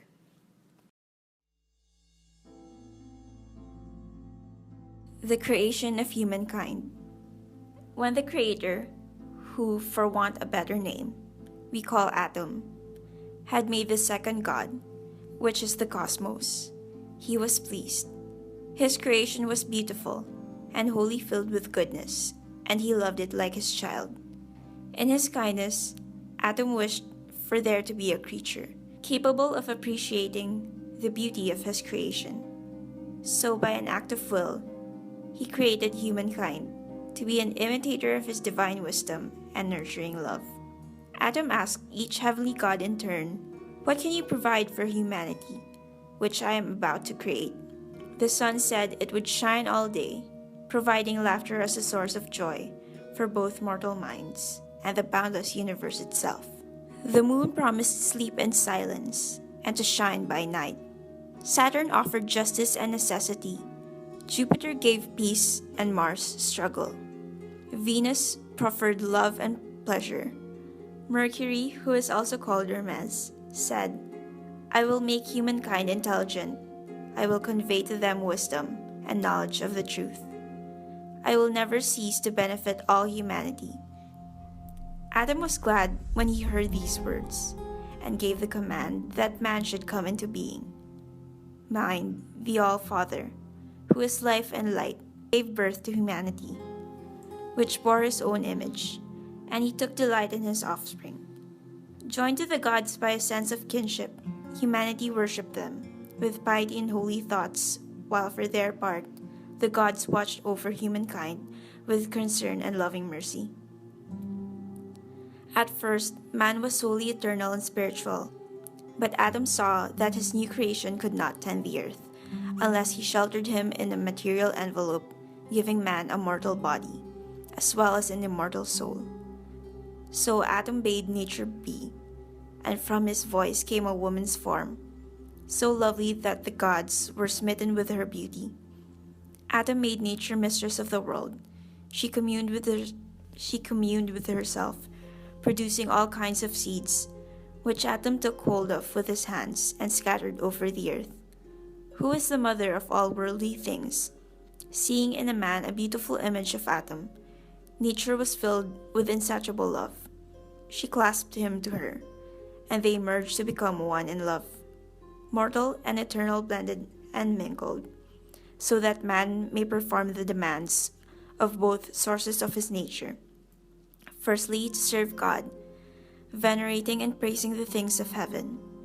Secondly, to assist and administer the things of earth, by tilling the soil, navigating the waters, building on the land, and by serving each other, that strongest of bonds that links the human race together. Then Adam, the master of generation, bestowed on humankind the sacrament of reproduction, full of affection and joy, gladness and yearning, and all the heavenly love that is his being, I would have to explain the nature of this compelling secret bond that binds a man and woman together, were it not that each one of us, if we explore our innermost feelings, can experience it for ourselves, contemplate the supreme moment when each sex infuses itself with the other, one giving forth and the other eagerly embracing. At that moment, through the intermingling of the two natures, the female acquires male vigor, and the male is relaxed in female languor. This sweet sacramental act we celebrate is shared in secret because if performed openly before impure eyes, the ignorant may mock, and the divine power manifesting in both sexes will shy away.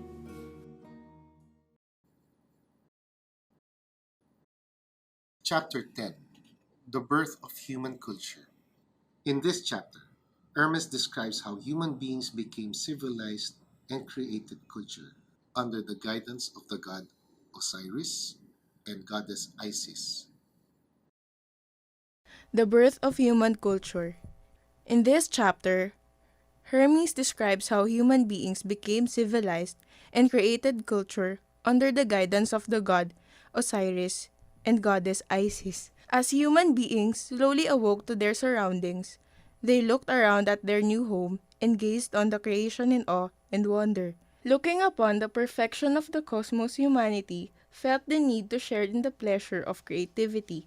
The Creator therefore ordered each of the planetary gods to share with mankind a part of their creative power. The Hermetica teaches that the universe will not be finished until mankind has played his part in the story. The arts and sciences invented by humanity complete the grand plan of destiny.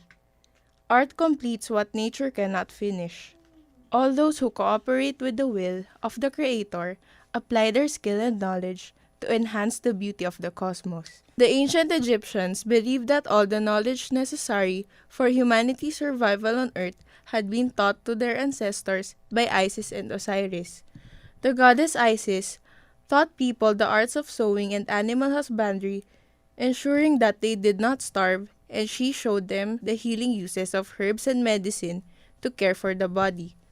She taught people respect for the dead, how to wrap their bodies in bandages soaked in oil and spices, and to care for their memories with offerings of fruits and flowers.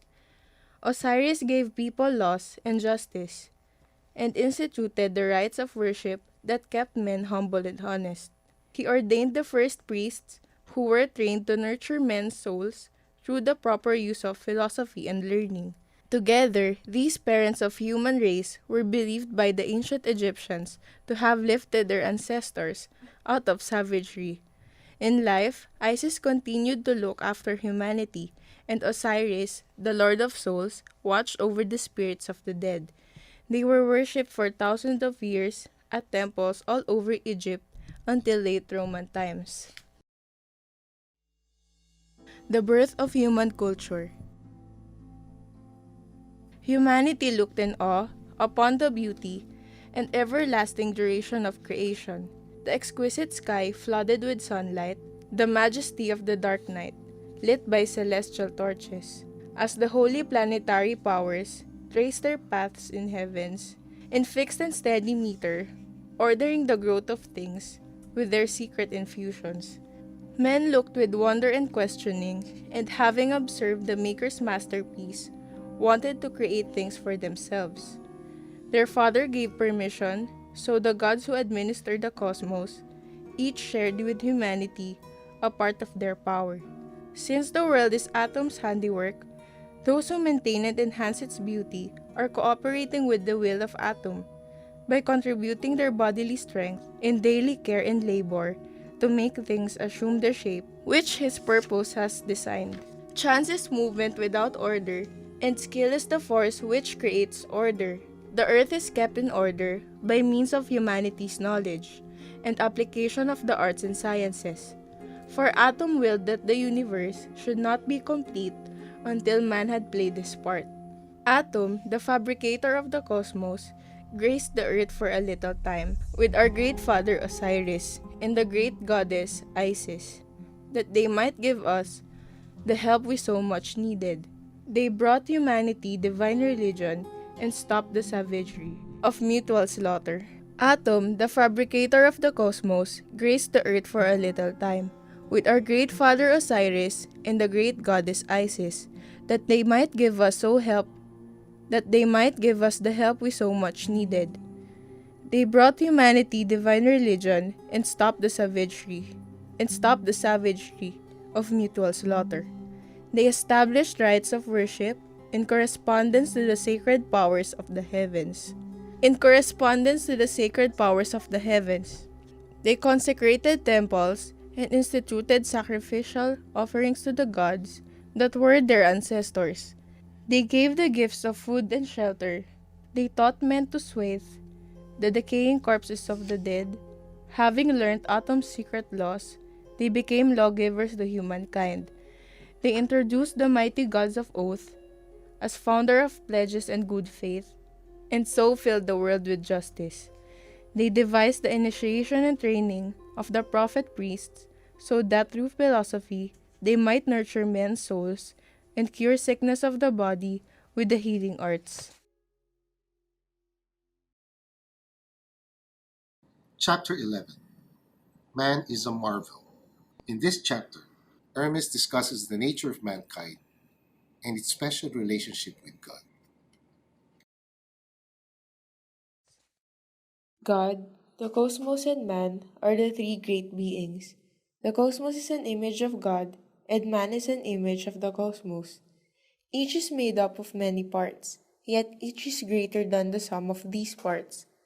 Man was created to be a vehicle through which God could continue to bring order and beauty to the cosmos. All beings have soul, the life force within them, but only human beings possess the power of mind with which we can contemplate the cosmos and come to know God. Human beings are the meeting place of spirit and matter. We have, therefore, a dual nature.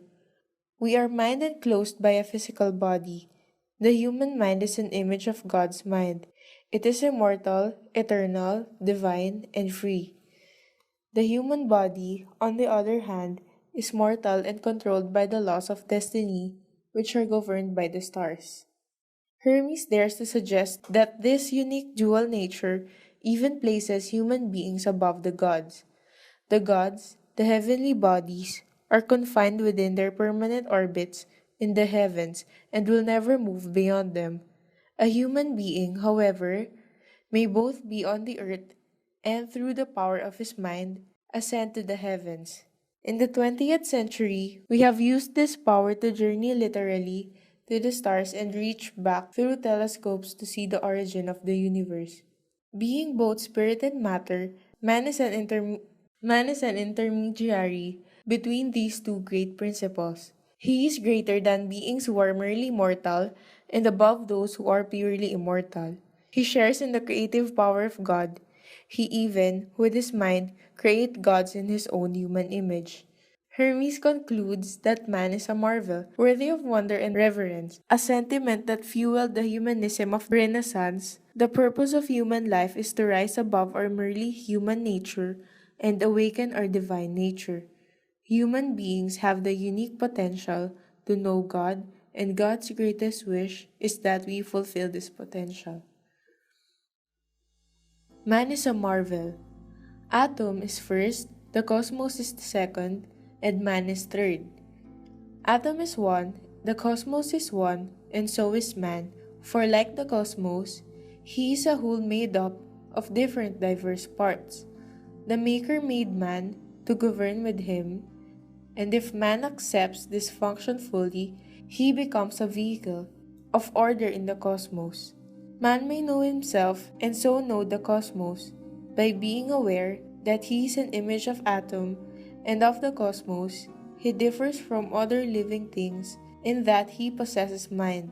Through mind he may commune with the cosmos, which is the second God, and by thought he may come to knowledge of atom, the one God. The human body encloses pure mind, as if within a walled garden, which shelters and secludes it so that it may live in peace. Man has this twofold nature. In his body, he is mortal, and in his intelligence, he is immortal. He is exalted above heaven, but is born a slave to destiny. He is bisexual, as his father is bisexual. He is sleepless, as his father is sleepless. Yet he is dominated by carnal desires and lost in forgetfulness. Of all beings that have soul, only man has a twofold nature. One part, called the image of atom, is single, undivided, spiritual, and eternal. The other part is made of the four material elements. One comes from the primal mind. It has the power of the Creator and is able to know atom. The other is put in a man by the revolution of the heavens. Man is the most divine of all beings, for amongst all living things, Atom associates with him only, speaking to him in dreams at night, foretelling the future for him in the flight of birds, in the bowels of beasts, and the whispering oak. All other living things inhabit only one part of the cosmos: fishes in water, animals on the earth, birds in the air. Man penetrates all of these elements. With his sense of sight, he even grasps the heavens. To speak without fear, human beings are above the gods of heaven, or at least their equal. For the gods will never pass their celestial boundaries and descend to earth. But a man may ascend to heaven, and what is more, he may do so without leaving the earth. So vast an expanse can his power encompass. By Atom's will, humankind is compacted. of both divinity and mortality, he is more than merely mortal, and greater than the purely immortal. Man is a marvel, due honor and reverence. He takes on the attributes of the gods, as if he were one of their number. He is familiar with the gods, because he knows his springs from the same source. He raises reverent eyes to heaven above and tends the earth below. He is blessed by being the intermediary. He loves all below him and is loved by all above him. Confident of his divinity, he throws off his solely human nature. He has access to all.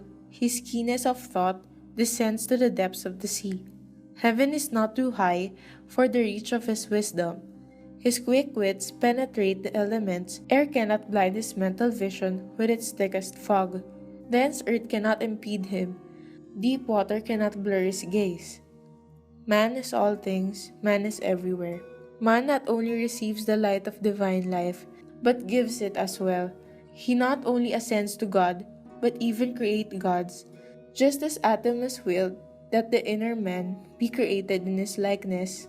So we on earth create the gods in our human image. Is this not worthy of wonder? There are then these three: atom, cosmos, man. The cosmos is contained by atom. Man is contained by the cosmos. The cosmos is the son of atom. Man is the son of the cosmos and the grandson, so to speak, of atom. Atom does not ignore man, but acknowledges him fully, as he wishes to be fully acknowledged by man. For this alone is man's purpose and salvation, the ascent to heaven, and the knowledge of atom.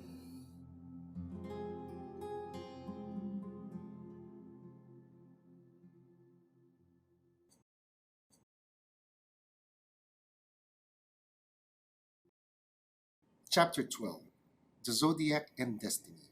In this chapter, Hermes explains the power of the zodiac that controls the fate of men and the possibility of becoming free from its limiting constraints. God created humans to appreciate the awesome wonder of His universe, to be themselves a beautiful embellishment of the cosmos, and to share in God's creative powers and participate in the work of creation.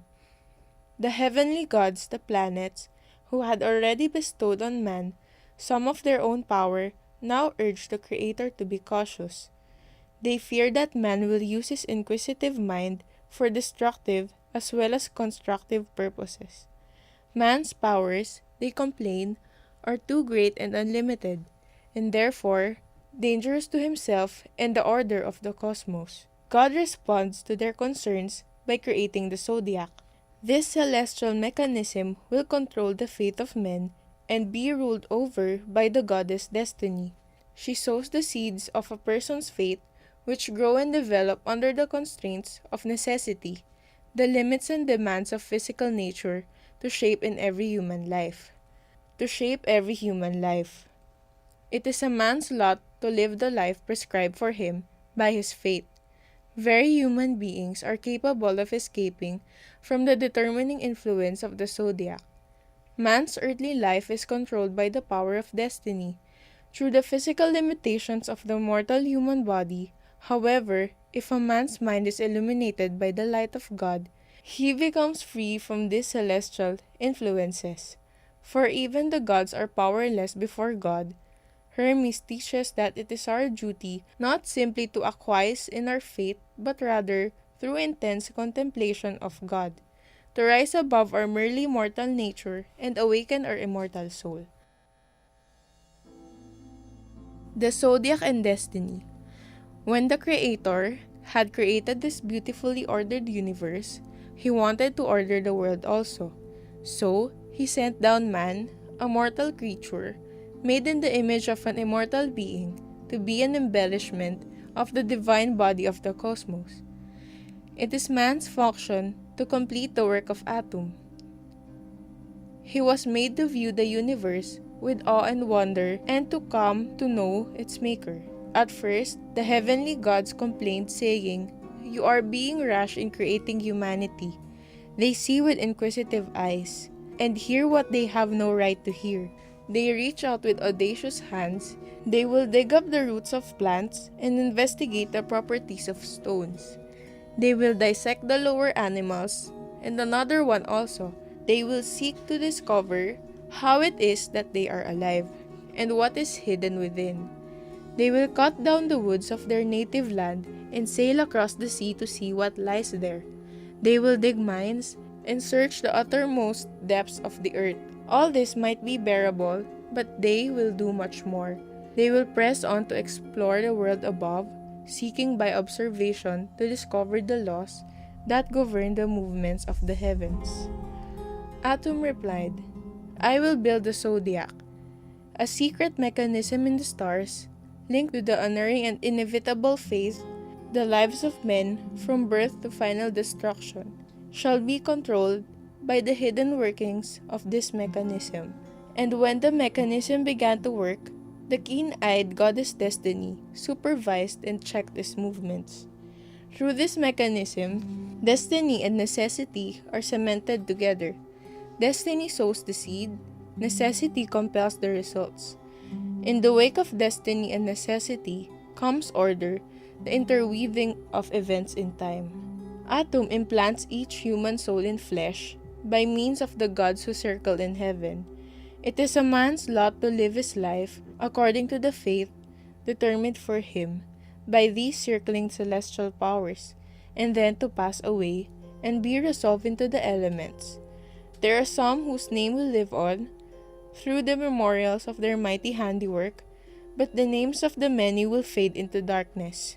Few can escape their fate or guard against the terrible influence of the zodiac, for the stars are the instruments of the destiny, which brings all things to pass in the world of men. If, however, the rational part of a man's soul is illuminated by a single ray of Atum's light, the workings of these gods is as nothing, for all gods are powerless before the supreme light. But such are few men. Most are led and driven by the gods, which govern earthly life, using our bodies as the instruments of the destiny. To my way of thinking, however, it is our duty not simply to acquiesce in our human state, but through intense contemplation of divine things, to detach ourselves from our merely mortal nature.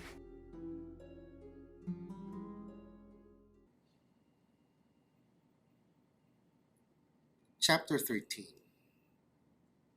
The Universal and the Particular. In this chapter, Hermes clarifies how the zodiac makes each individual member of the human species unique. A table, for example, is a horizontal surface supported by legs. This is the universal form, which all tables share. Every individual table shares the universal form of all tables, but it also has a unique particular form by which we know it to be this table and not that one. One table is large and made of oak. Another table is small and made of plastic. Both are unique and yet both are still tables. If anything deviates too far from this universal form, we would no longer call it a table. If a table were to be smashed into pieces, for example, it would have changed form and we would now call it something else. Firewood, perhaps. Everything is a particular version of a universal form. Every animal, for example, is both unique and a member of a particular species. All human beings share the quality of being human, but each individual has unique characteristics by which we may tell them apart from other members of our species. Each one of us is a particular version of the universal form human being. This quality of humanness is unchanging and permanent. We are very different from our ancestors, but we are no more human. The particular forms are always changing. In a single human life, we change from being a baby to become an adult and finally an elder. We never remain the same, yet birth, mortality, and death are all contained within the universal form of a human life.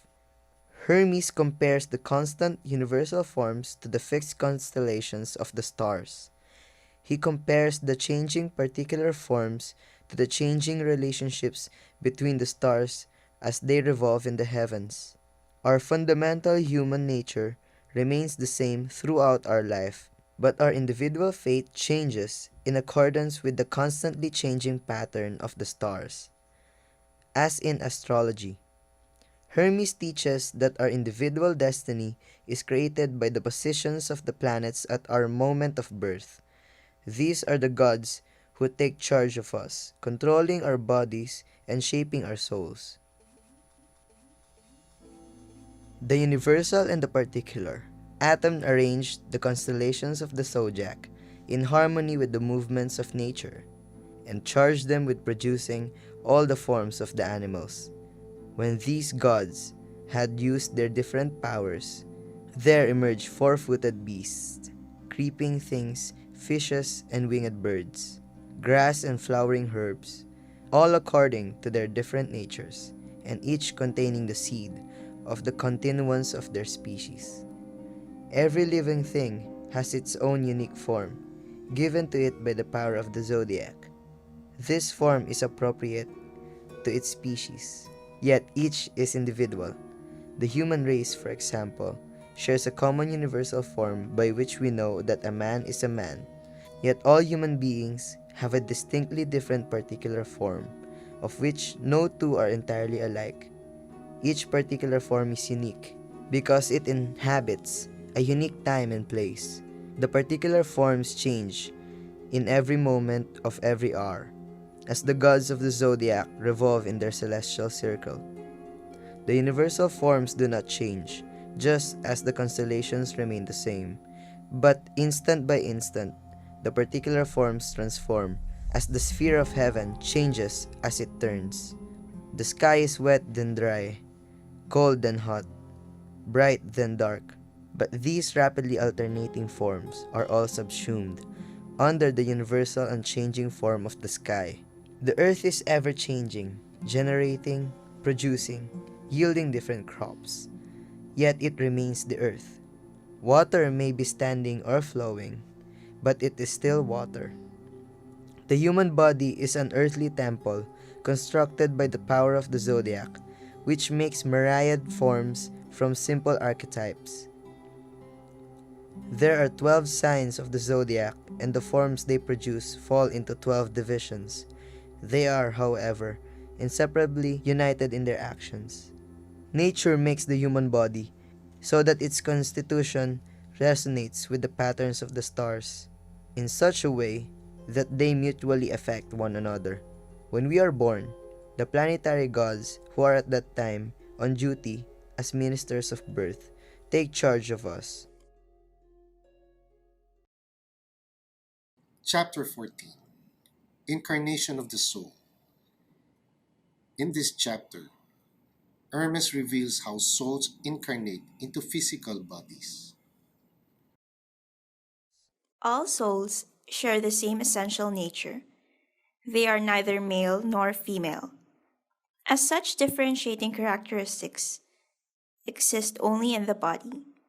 All souls are a part of the one soul of the cosmos. God has two servants which look after souls. The keeper of souls cares for disembodied souls, and the conductor of souls sends them down into physical incarnation. Nature creates the individual body into which a soul incarnates. The power that Hermes calls memory ensures that this body conforms to the universal form of the human species. The power Hermes calls skill makes sure that each individual body is a fitting home for the particular soul it houses. Our individual characteristics are governed by the qualities of the gods presiding over the moment of our incarnation.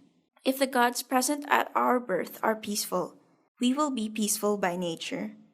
If they are warlike, we will be aggressive. This is why astrologers say, for example, that those born at the time of Aries have certain characteristics, whilst those born at the time of Capricorn have a different nature. Those gods who accompany the soul at the moment of birth affect the instinctual nature of the soul. Those that have their effect later in adolescence affect the rational part of the soul. Before it incarnates, The soul is already wrapped in a spiritual body. When this wrapping is thin and clear, the soul is intelligent. However, when this wrapping is dense and opaque, the soul has limited vision and is only aware of its immediate situation. As a soul sinks into incarnation, it forges its own nature and takes on the qualities of the gods who have shut it into a human body. Hermes describes a vision of disembodied souls about to make their journey into a physical form. They are filled with fear and horror at the fate which awaits them. They cannot bear the prospect of such imprisonment. Incarnation of the soul. All souls are parts of one soul, which is the soul of the cosmos. Souls all have one nature. They are neither male nor female. Such differences of sex arise only in the body. In the world above, there are two gods, who are servants of Atom's goodness, called the Keeper of Souls and the Conductor of Souls. The Keeper is in charge of disembodied souls. The Conductor sends down these souls from time to time into physical incarnation. Nature works alongside these gods, making mortal vessels into which souls are poured. Nature also has two assistants called memory and skill. Memory ensures that nature creates individual forms that are copies of the primal universal forms. Skill ensures that the individual frame is fashioned into conformity with the soul which will embody it, seeing to it that lively souls have lively bodies, sluggish souls have sluggish bodies, powerful souls have powerful bodies. The soul, which is spiritual, has its own wrappings, which are also spiritual. These are coats made of air. When such coats are thin and transparent, the soul is intelligent. When they are dense and muddied, like the air in stormy weather, the soul cannot see far, but is only aware of its immediate predicament. The differences in character in the Pharaohs are not determined by the nature of their soul, for all kingly souls are godlike, but by the gods that escort the soul into incarnation. Souls of such quality that incarnate for so high a purpose do not descend without attendants. For divine justice knows how to assign to each his due, even when exiled from the happy land. When the soul is accompanied by warlike gods, this pharaoh will wage war. When the gods are peaceful, he will maintain peace. When they are musical, he will make music. When they are just, he will rule wisely. When they are lovers of truth, he will be a philosopher. For souls, by necessity, cling to the temperament of the gods, who bring them down to the earth. For when they sink into the human condition, they forget their own nature, and are conscious only of the disposition of those who have shut them in this mortal tomb. The forces which accompany the soul do not arrive together. Some enter with the soul at the moment of birth, and act on the irrational parts of the soul. The purer forces arrive in adolescence and cooperate with the rational part of the soul. I have seen a vision of souls about to be shut up in bodies. Some of them wailed and moaned. Some struggled against their doom, like noble beasts caught by crafty hunters and dragged away from their wild home. One shrieked and looking up and down exclaimed, "O heaven, source of being, bright shining stars and unfailing sun and moon, light and life, breath of the One, all that share our home, how cruel it is that we are being torn away from such celestial splendor. We are to be expelled from this holy atmosphere, and from the blissful life we live here, to be imprisoned into a mean and sorry place. What hard necessities wait for us? What hateful thing will we have to do to meet the needs of a body that will quickly perish? Our eyes will see little, and only through the fluid which these orbs contain, and when we see our vast heavenly home, contracted to a size as small as an eye, our sorrow will never cease. We shall not even see clearly, for we have been condemned to darkness. And when we hear our brothers and sisters blowing with the wind, we shall grieve that we are no longer breathing in unison with them."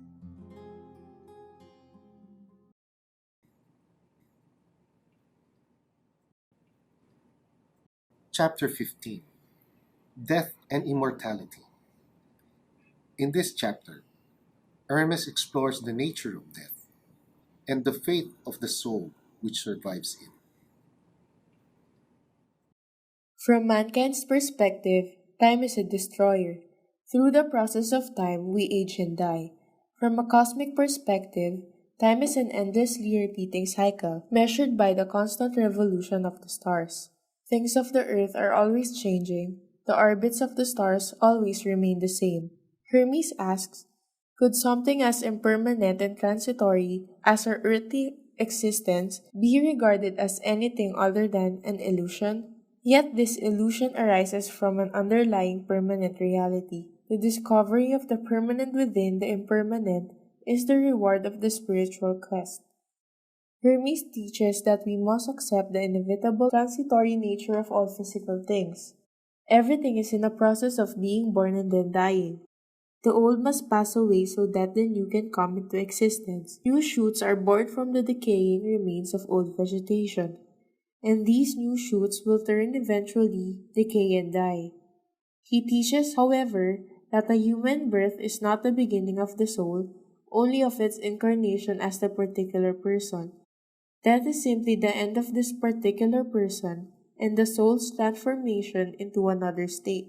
Death is just the discarding of a worn-out body, which most people are ignorant of this fact and therefore needlessly fear death.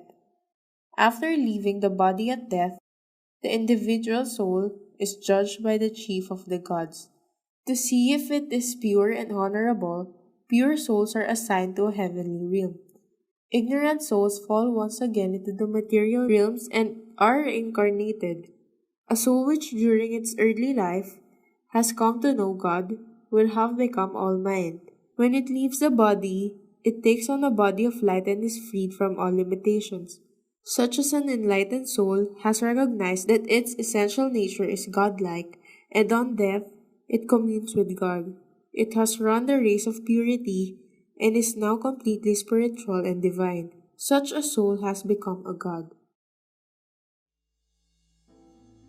Death and immortality. The end of becoming is the beginning of destruction. The end of destruction is the beginning of becoming. Everything on earth must be destroyed, for without destruction, nothing can be created. The new comes out of the old, every birth of living flesh, like every growth of crop from seed, will be followed by destruction. But from decay comes renewal through the circling course of the celestial gods and the power of nature, who has her being in the being of atom. For man, time is a destroyer, but for the cosmos, it is an ever-turning wheel. These earthly forms that come and go are illusions. How can something be real which never stays the same? But these transitory illusory things arise from the underlying permanent reality. Birth is not the beginning of life, only of an individual awareness. Change into another state is not death, only the ending of this awareness. Most people are ignorant of the truth and therefore afraid of death. Believing it to be the greatest of all evils, but death is the only dissolution of a worn-out body. Our term of service as guardians of the world is ended when we are freed from the bonds of this mortal frame and restored, cleansed, and purified to the primal condition of our higher nature. After quitting the body, mind, which is divine by nature, is freed from all containment. Taking on a body of light, it ranges through all space, leaving the soul to be judged and punished according to its deserts. Souls do not all go to the same place, nor to different places at random. Rather, each is allocated to a place that fits its nature. When a soul leaves the body, it undergoes a trial and investigation by the chief of the gods. When he finds a soul to be honorable and pure, he allows it to live in a region that corresponds to its characteristics. But if he finds it stained with incurable ignorance, he hurls it down to the storms and the whirlwinds, where it is eternally tossed between sky and earth on the billowing air. Only a good soul is spiritual and divine, having wronged no one and come to no atom, such as a soul has run the race of purity, and becomes all mind. After it leaves its physical form, it becomes a spirit in a body of light, so that it may serve Atom. At the dissolution of the body, first the physical form is transformed and is no longer visible. The vital spirit returns to the atmosphere, the bodily senses go back to the universe, and recombine in new ways to do other work. Then the soul mounts upwards through the structures of the heavens. In the first zone, it is relieved of growth and decay. In the second, evil and cunning. In the third, lust and deceiving desire. In the fourth, domineering arrogance. In the fifth, unbalanced audacity and rashness. In the sixth, greed for wealth. In the seventh, deceit and falsehood. Having been stripped of all that was put upon it by the structures of the heavens, the soul now possesses its own proper power and may ascend to the eighth sphere. Rejoicing with all those who welcome it, and singing the psalms of the Father, the gods that dwell above the eighth sphere sings praises with a voice that is theirs alone. Call each other to surrender to the gods, and so each one becomes itself a god by entering communion with Atom. This is primal goodness. This is consummation of true knowledge, having been initiated into immortality. A human soul, now transformed into a god, joins the gods who dance and sing in celebration of the glorious victory of the soul.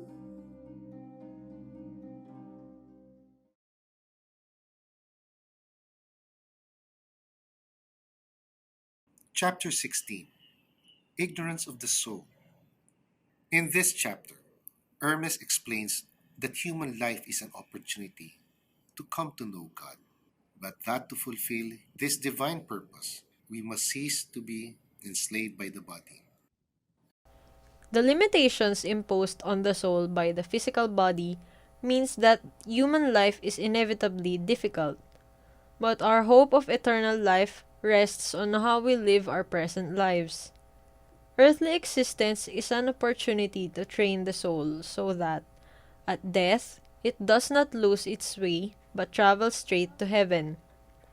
Everything material, even our own body, is foreign to our essential spiritual nature. Unfortunately, we become so caught up with the transitory sensual pleasures of life that we are unaware of our eternal soul.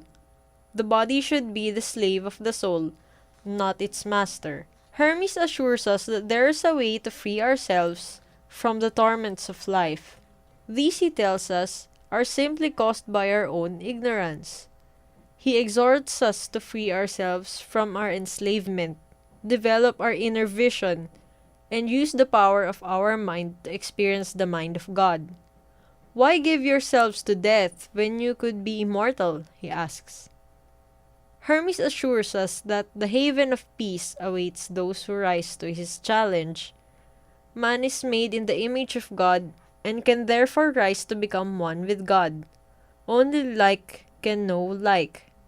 It is our fear that separates us from the truth, our lack of belief in ourselves that binds us to the earth. Man has the power to ascend into heaven and yet crawls on his belly through the dust. In Hermes' eyes, mankind's greatest error is that he has the power to know God and yet does not use it. Simply wishing to know God is enough to set us on the road to enlightenment. The spiritual path is not difficult, for as we awaken from our ignorance, God comes to us. At times and places where we least expect it, it's suddenly we are aware that God is with us. The end of the spiritual journey is the realization that He is everywhere and everything. Ignorance of the soul. It is impossible to be permanently happy while attached to a body. A man should train his soul in this life so that when he enters the other world, where he is able to see Atom, he does not lose his way. Each soul's hope of eternal life rests in his life here on earth. But many cannot believe this, seeing it as an empty story to be laughed at. For the possessions of this life are too pleasant, and such pleasures grip the soul by the throat, holding it down to earth. Our possessions possess us. We were not born with possessions but acquired them later. Everything a man uses to gratify his body is alien to his original godlike nature. Not only possessions, even the body is foreign to our true self. The mind of the cosmos is known through thought alone. A soul with no inner vision is blind to atom's goodness, tossed by the sea of passions which the body breeds. What fire burns like impurity? What hungry predator has the power to maim the body as impurity does to mutilate the soul? Can't you see the torture that the impure soul endures? It shrieks, "I am burning. I am on fire. I don't know what to say or do. I am devoured by the miseries that possess me."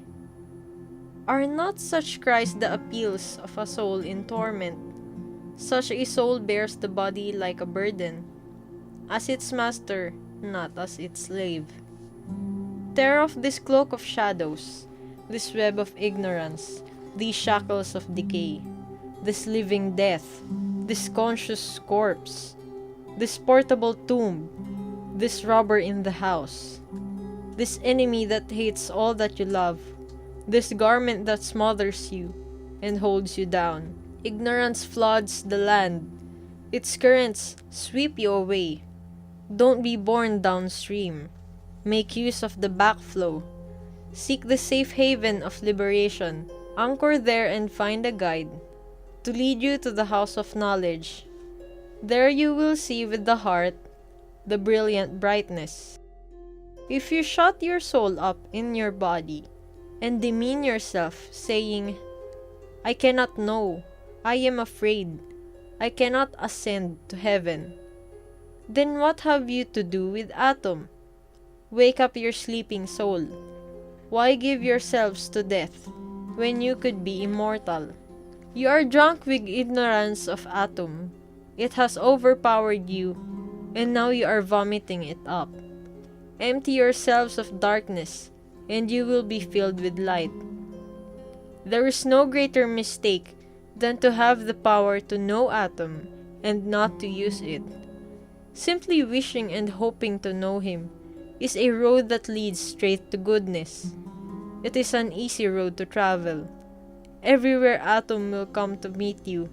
Look, and he appears, at times and places when you least expect, while you are awake or asleep, when you travel by water or land, by night or by day, whilst you are speaking or silent.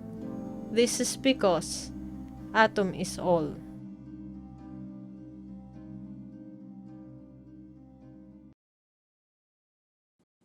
Chapter 17. Knowledge of Atom. In this chapter, Hermes teaches us how to attain knowledge of God. This, he declares, is the very purpose of human life. Only like can truly know like. So to know God, we must become like God. To do this, Hermes advises us to imagine ourselves in all places at all times, to embrace all opposites, to know we are immortal, to see ourselves as still in the womb and yet already dead. By expanding our consciousness in this way, we can merge with the mind of God. Mind is the immortal part of a human being. It is divine light which emanates from God. All of living things, human beings alone have this divine quality, which gives them the potential to know God. Such knowledge is not intellectual opinion. Opinion is only a dim reflection of knowledge. Knowledge is a direct experience of the truth. It is certain and immediate. An enlightened being does not have opinions about God. He is one with God. The experience of mind is like a prize that may be won by human souls. God wants us to immerse ourselves in mind and so become wholly divine. Yet those that do are thought mad by the mass of ignorant people. They are laughed at, despised, and even put to death. As history shows, this has often been the fate of the wisest saints and sages, such as Socrates and Jesus. Knowledge of Atom. To know Atom, you must share his identity, for only like can only truly know like. Leave behind the material world, and imagine yourself immeasurably expansive. Rise out of time to eternity. Believe that for you nothing is impossible. See that you are immortal, and learn in every art and science. Be at home in the haunts of every living creature. Make yourself higher than the highest and deeper than the depths. Embrace within yourself all opposites, heat and cold, hard and fluid. Think yourself everywhere at once, on land, at sea, in heaven. Imagine yourself unborn in the womb, yet also young and old, and already dead, and in the world beyond the grave. See that everything coexists within mind, all times and all places, all things of all shapes and sizes. Then you will know Atom. If it is possible to talk to the substance of Atom, then mind is the very divine substance, although only Atom knows his precise nature. Mind is not separate from Atom, but emanates from him like the light from the sun. In human beings, mind produces divinity. Through mind, some become godlike. For as Osiris teaches, gods are immortal men, and men are mortal gods. Mind is the divine part of a human being, which is capable of rising to heaven. The material part, consisting of fire, water, earth, and air, is immortal and remains earthbound so that he does not abandon the body that he has been entrusted to him. Soul is nourished by fire and air, and the body by water and earth.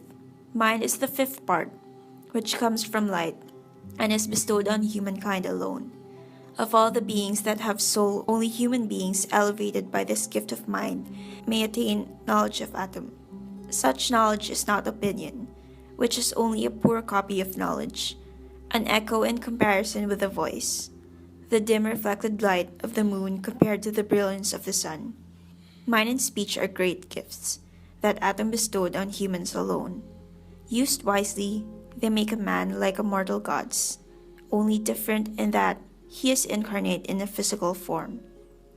When he leaves behind his body, mind and speech will be his guides, leading him to join the company of the gods and other souls that have attained the supreme bliss. Other creatures have voice, but not speech. Each living creature has its own unique voice, but speech is shared in common by all humans. Humankind is one, and speech is also one. It is translated from tongue to tongue, yet whether in Egyptian, Persian, or Greek, the meaning remains the same. This is because speech is an image of mind, and mind is an image of Atom. By Atom's will, mind is like a prize that human souls may win. He filled a great bowl with mind and sent it down to earth, telling a herald to announce, "Listen, every human heart, immerse yourself in mind and recognize the purpose of your birth. Ascend to him who sent this bowl, those that bathe themselves in mind. Find true knowledge and become complete. Yet they are not pleasing to the mass of men. They are thought mad and laughed at. They are hated and despised, and may even be put to death."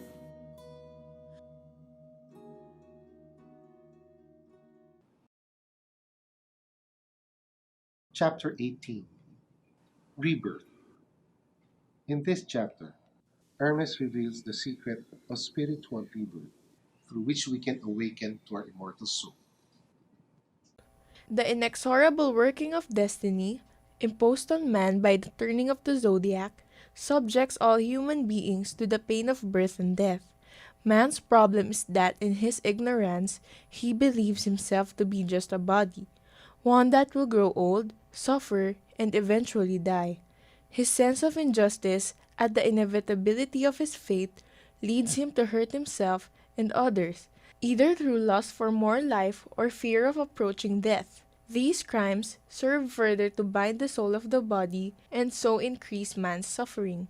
Purifying ourselves of ignorance is therefore the first step on the ladder that leads to rebirth. Rebirth is the knowledge of our own immortality. To escape the suffering inherent in our human predicament, we must be reborn in spirit.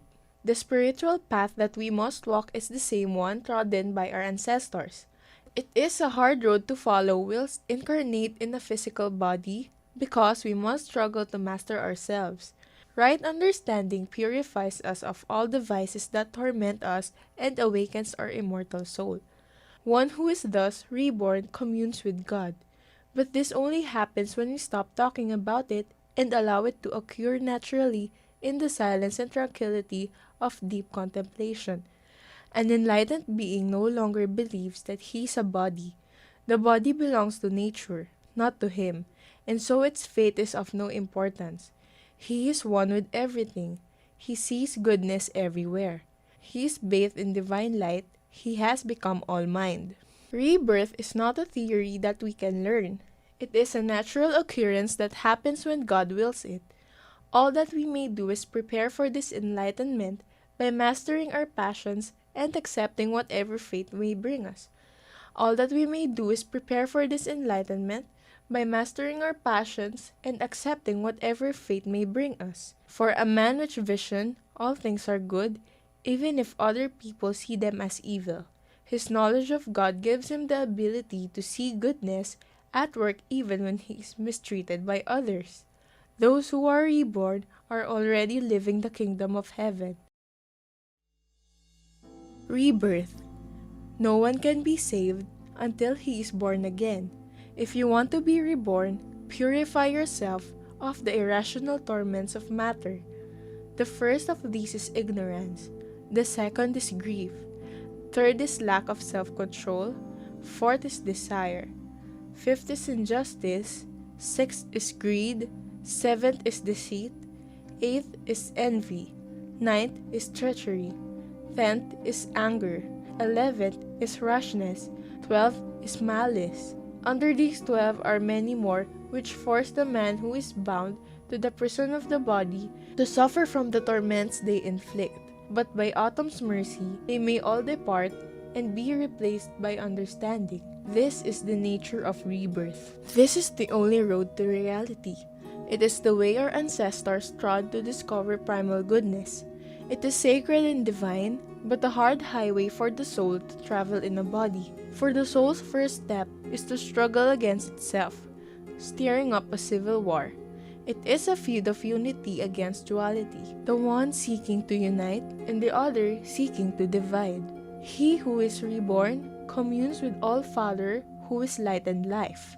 You will only experience this supreme vision when you stop talking about it, for this knowledge is deep silence and tranquility of the senses.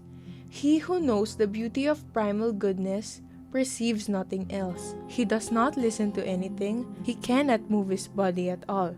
He forgets all physical sensations and is still, while the beauty of goodness bathes in his mind and light and draws his soul out of his body, making him one with eternal being. For a man cannot become a god whilst he believes he is a body. To become divine, he must be transformed by the beauty of primal goodness. The womb of rebirth is wisdom, the conception is silence, the seed is goodness. Those born of this birth are not the same. They are of the gods and children of Atum, the one God. They contain all, are in all. They are not made up of matter. They are all mind. Rebirth is not a theory that you can strive to learn. But when Autumn wills, he will remind you. A man may not only seek to know Atum by controlling his passions and letting destiny deal as she wills with his body, which is no more than clay. That belongs to nature and not to him. He should not attempt to improve his life by magic or oppose his fair using force, but allow necessity to follow its course. For the man of vision, all things are good, even if they appear evil to others. When men devise mischief against him, he sees it in the light of his knowledge of Atum, and he, and only he, transforms evil into goodness. The teachings of the ancient mystery religions were closely guarded secrets. An oath of secrecy, punishable by death, was taken by all initiates. In reality, however, These secrets guard themselves. They are sacred open secrets within the language of nature, in the movement of the stars and the singing of the birds. The answers are there for all who are able to look and listen with minds unclouded by others' opinions. Hermes has taught us some of these profound secrets. If we are not ready to receive them, we will simply not understand what we have read. Words lead us to the doorway of truth, but only by contemplating their meaning can we pass through. If we meditate on these teachings, we will know them to be true. If we don't, they will be just more concepts and opinions. Hermes has tried to paint a picture of God for us. If we can catch his vision, it will take possession of our soul and lead us to knowledge. It is hard to let go of our familiar way of seeing things, but by God's grace, we can be spiritually reborn and return to our original home. God is like a musician who creates the harmonies of the cosmos and gives each individual his own particular theme to play. If the music of life seems discordant to us, we should not blame the master musician, but ourselves. We are the out of tune instrument which mars the beauty of his composition. Hermes reflects that when we devote ourselves to their spiritual path, we mysteriously become perfectly tuned. Hermes is aware of his own personal weaknesses, but God still makes him a perfect vehicle for his divine will, and can do the same for us if we are prepared to let him.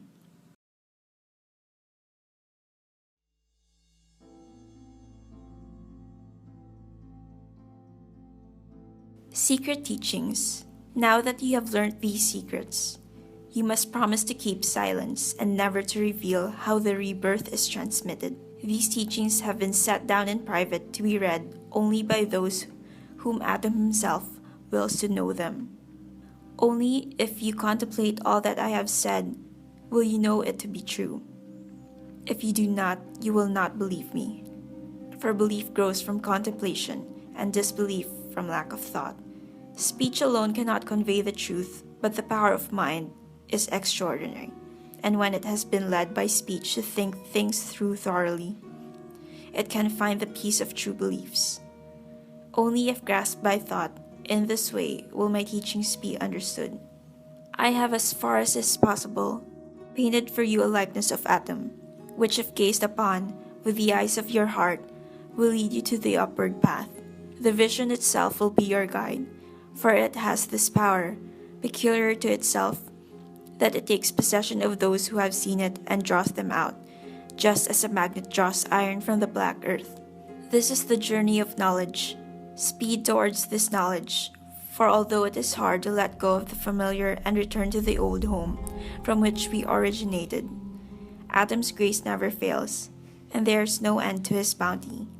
He is by nature a musician who composes the harmony of the cosmos and transmits to each individual the rhythm of their own music. If the music becomes discordant, don't blame the musician, but the lyre string he plays, that he has become loose and sounds flat, marring the perfect beauty and the melody. But I have noticed that when an artist deals with a noble theme, his lyre becomes mysteriously tuned, so that its deficiencies issue glorious music. To the amazement of his listeners, it has been like this with me. I confess my weaknesses, but by Adam's power, my music is made good, and he will likewise make your music perfect. There is no discord amongst the inhabitants of heaven.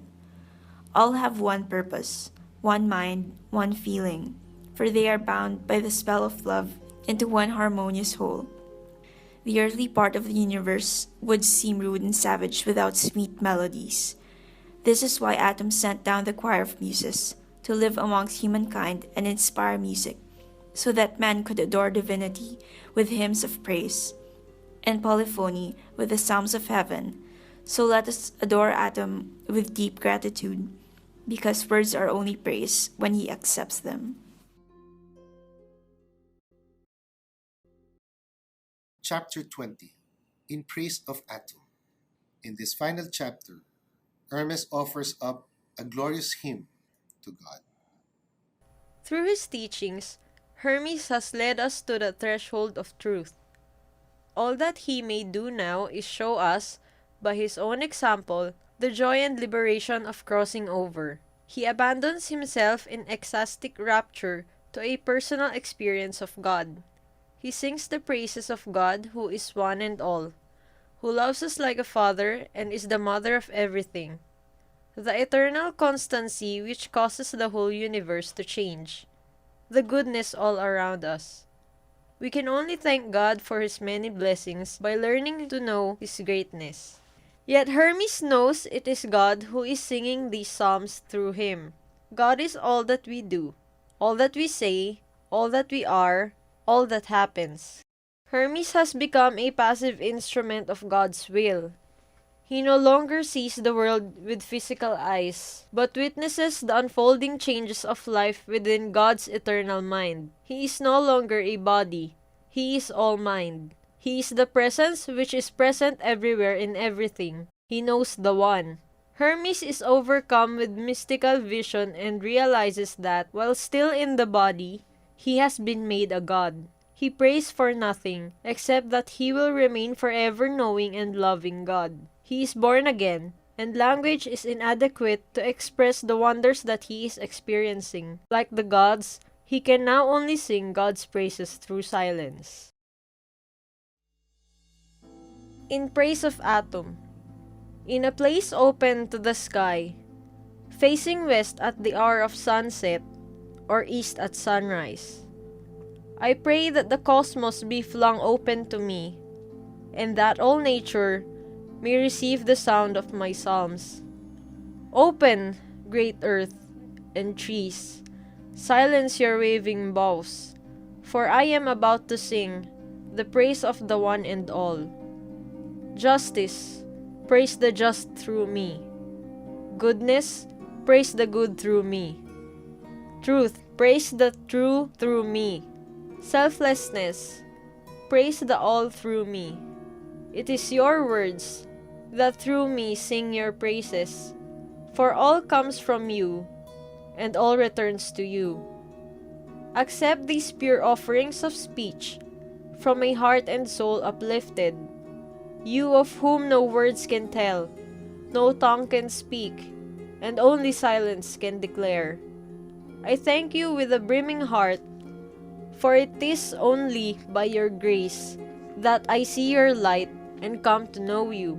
I thank you whose name no man knows, you whom we honor with the title Atom, because you are our master, you whom we call Father, because you have shown us, in all your acts towards us, the loving kindness and warm affection that a father feels. No, your love is greater than a father's love, for you have given us the gifts of mind and speech and knowledge. Mind, so that we may approach you. Speech, that we may call to you. Knowledge, so that we may experience you, finding our salvation in your light and becoming filled with bliss. We can thank you only by learning to know your greatness. I have learned to know you. You, the most brightly blazing light of mind, I have learned to know you. You, the true life of humankind, I have learned to know you. You, the prolific all-womb, which impregnates itself, I have learned to know you. You, the eternal constancy which stands unmoved and causes the whole universe to revolve. Who can speak about you? Who can speak to you? Where shall I look to praise you? Upwards or downwards? For you are space in which all things are contained. There is no place but you. All is in you. What offering can I bring you? For you are all things. You give everything and receive nothing. There is nothing that you lack. For what shall I praise you? For the things you manifest or the things you conceal? How shall I sing to you? Am I my own? Have I anything which is mine? Am I other than you? You are all that I am. You are all that I do. You are all that I say. You are all that happens. You are all that has not occurred. You are mind in your thinking. You are Father in your creating. You are atom who does everything. You are primal goodness everywhere. You have revealed your being, and I am overcome. While I am still in the body, you have made me a god, by the gift of your eternal life, and I am filled with joy. With these words of praise I adore you, who alone are goodness. I make no prayer but this, that by your will I be kept always, still knowing and loving you, and that I never fall away from this blessed life. Father, you have filled me with this good and beautiful vision. My mind's eye is almost blinded with splendor, more penetrating than visible light, yet so full of immortal life that it does not hurt or harm me. By your mercy, a form has been fashioned within me, which is not made of matter, and I have entered into an immortal body. I have been born again in mind, and the bodily shape I had before has left me. I am no longer an object, tangible, colored, with spatial dimensions. I am alien to all that is seen with bodily eyesight. To such eyes, I am no longer visible. I am your instrument. Mind is your plectrum, and your wisdom plucks music from me. I sing a song of my soul, for your love has reached me. You have made me a new being, and I no longer see with bodily eyes but witness with mind. When a man is born again, he is not a body of 3 dimensions. He is all mind. Now that I see in mind, I perceive myself to be the all. I am in heaven and earth. I am in water and air. I am in beasts and plants. I am a newborn babe. I am still in the womb. I am yet to be conceived. I am the presence which is present everywhere. I see incredible depths. How can I describe this vision? With my mind, I see mind. I know the one that wakes me from forgetfulness. I see my soul. I am afraid to speak. I have found the source of the power of all powers that has no beginning. I see a fountain bubbling with life. I am mind. I have seen. I have found that which I seek. I know peace in your purpose. By your will, I am born again. Language is inadequate. The gods sing a hymn of silence, and I am silently singing.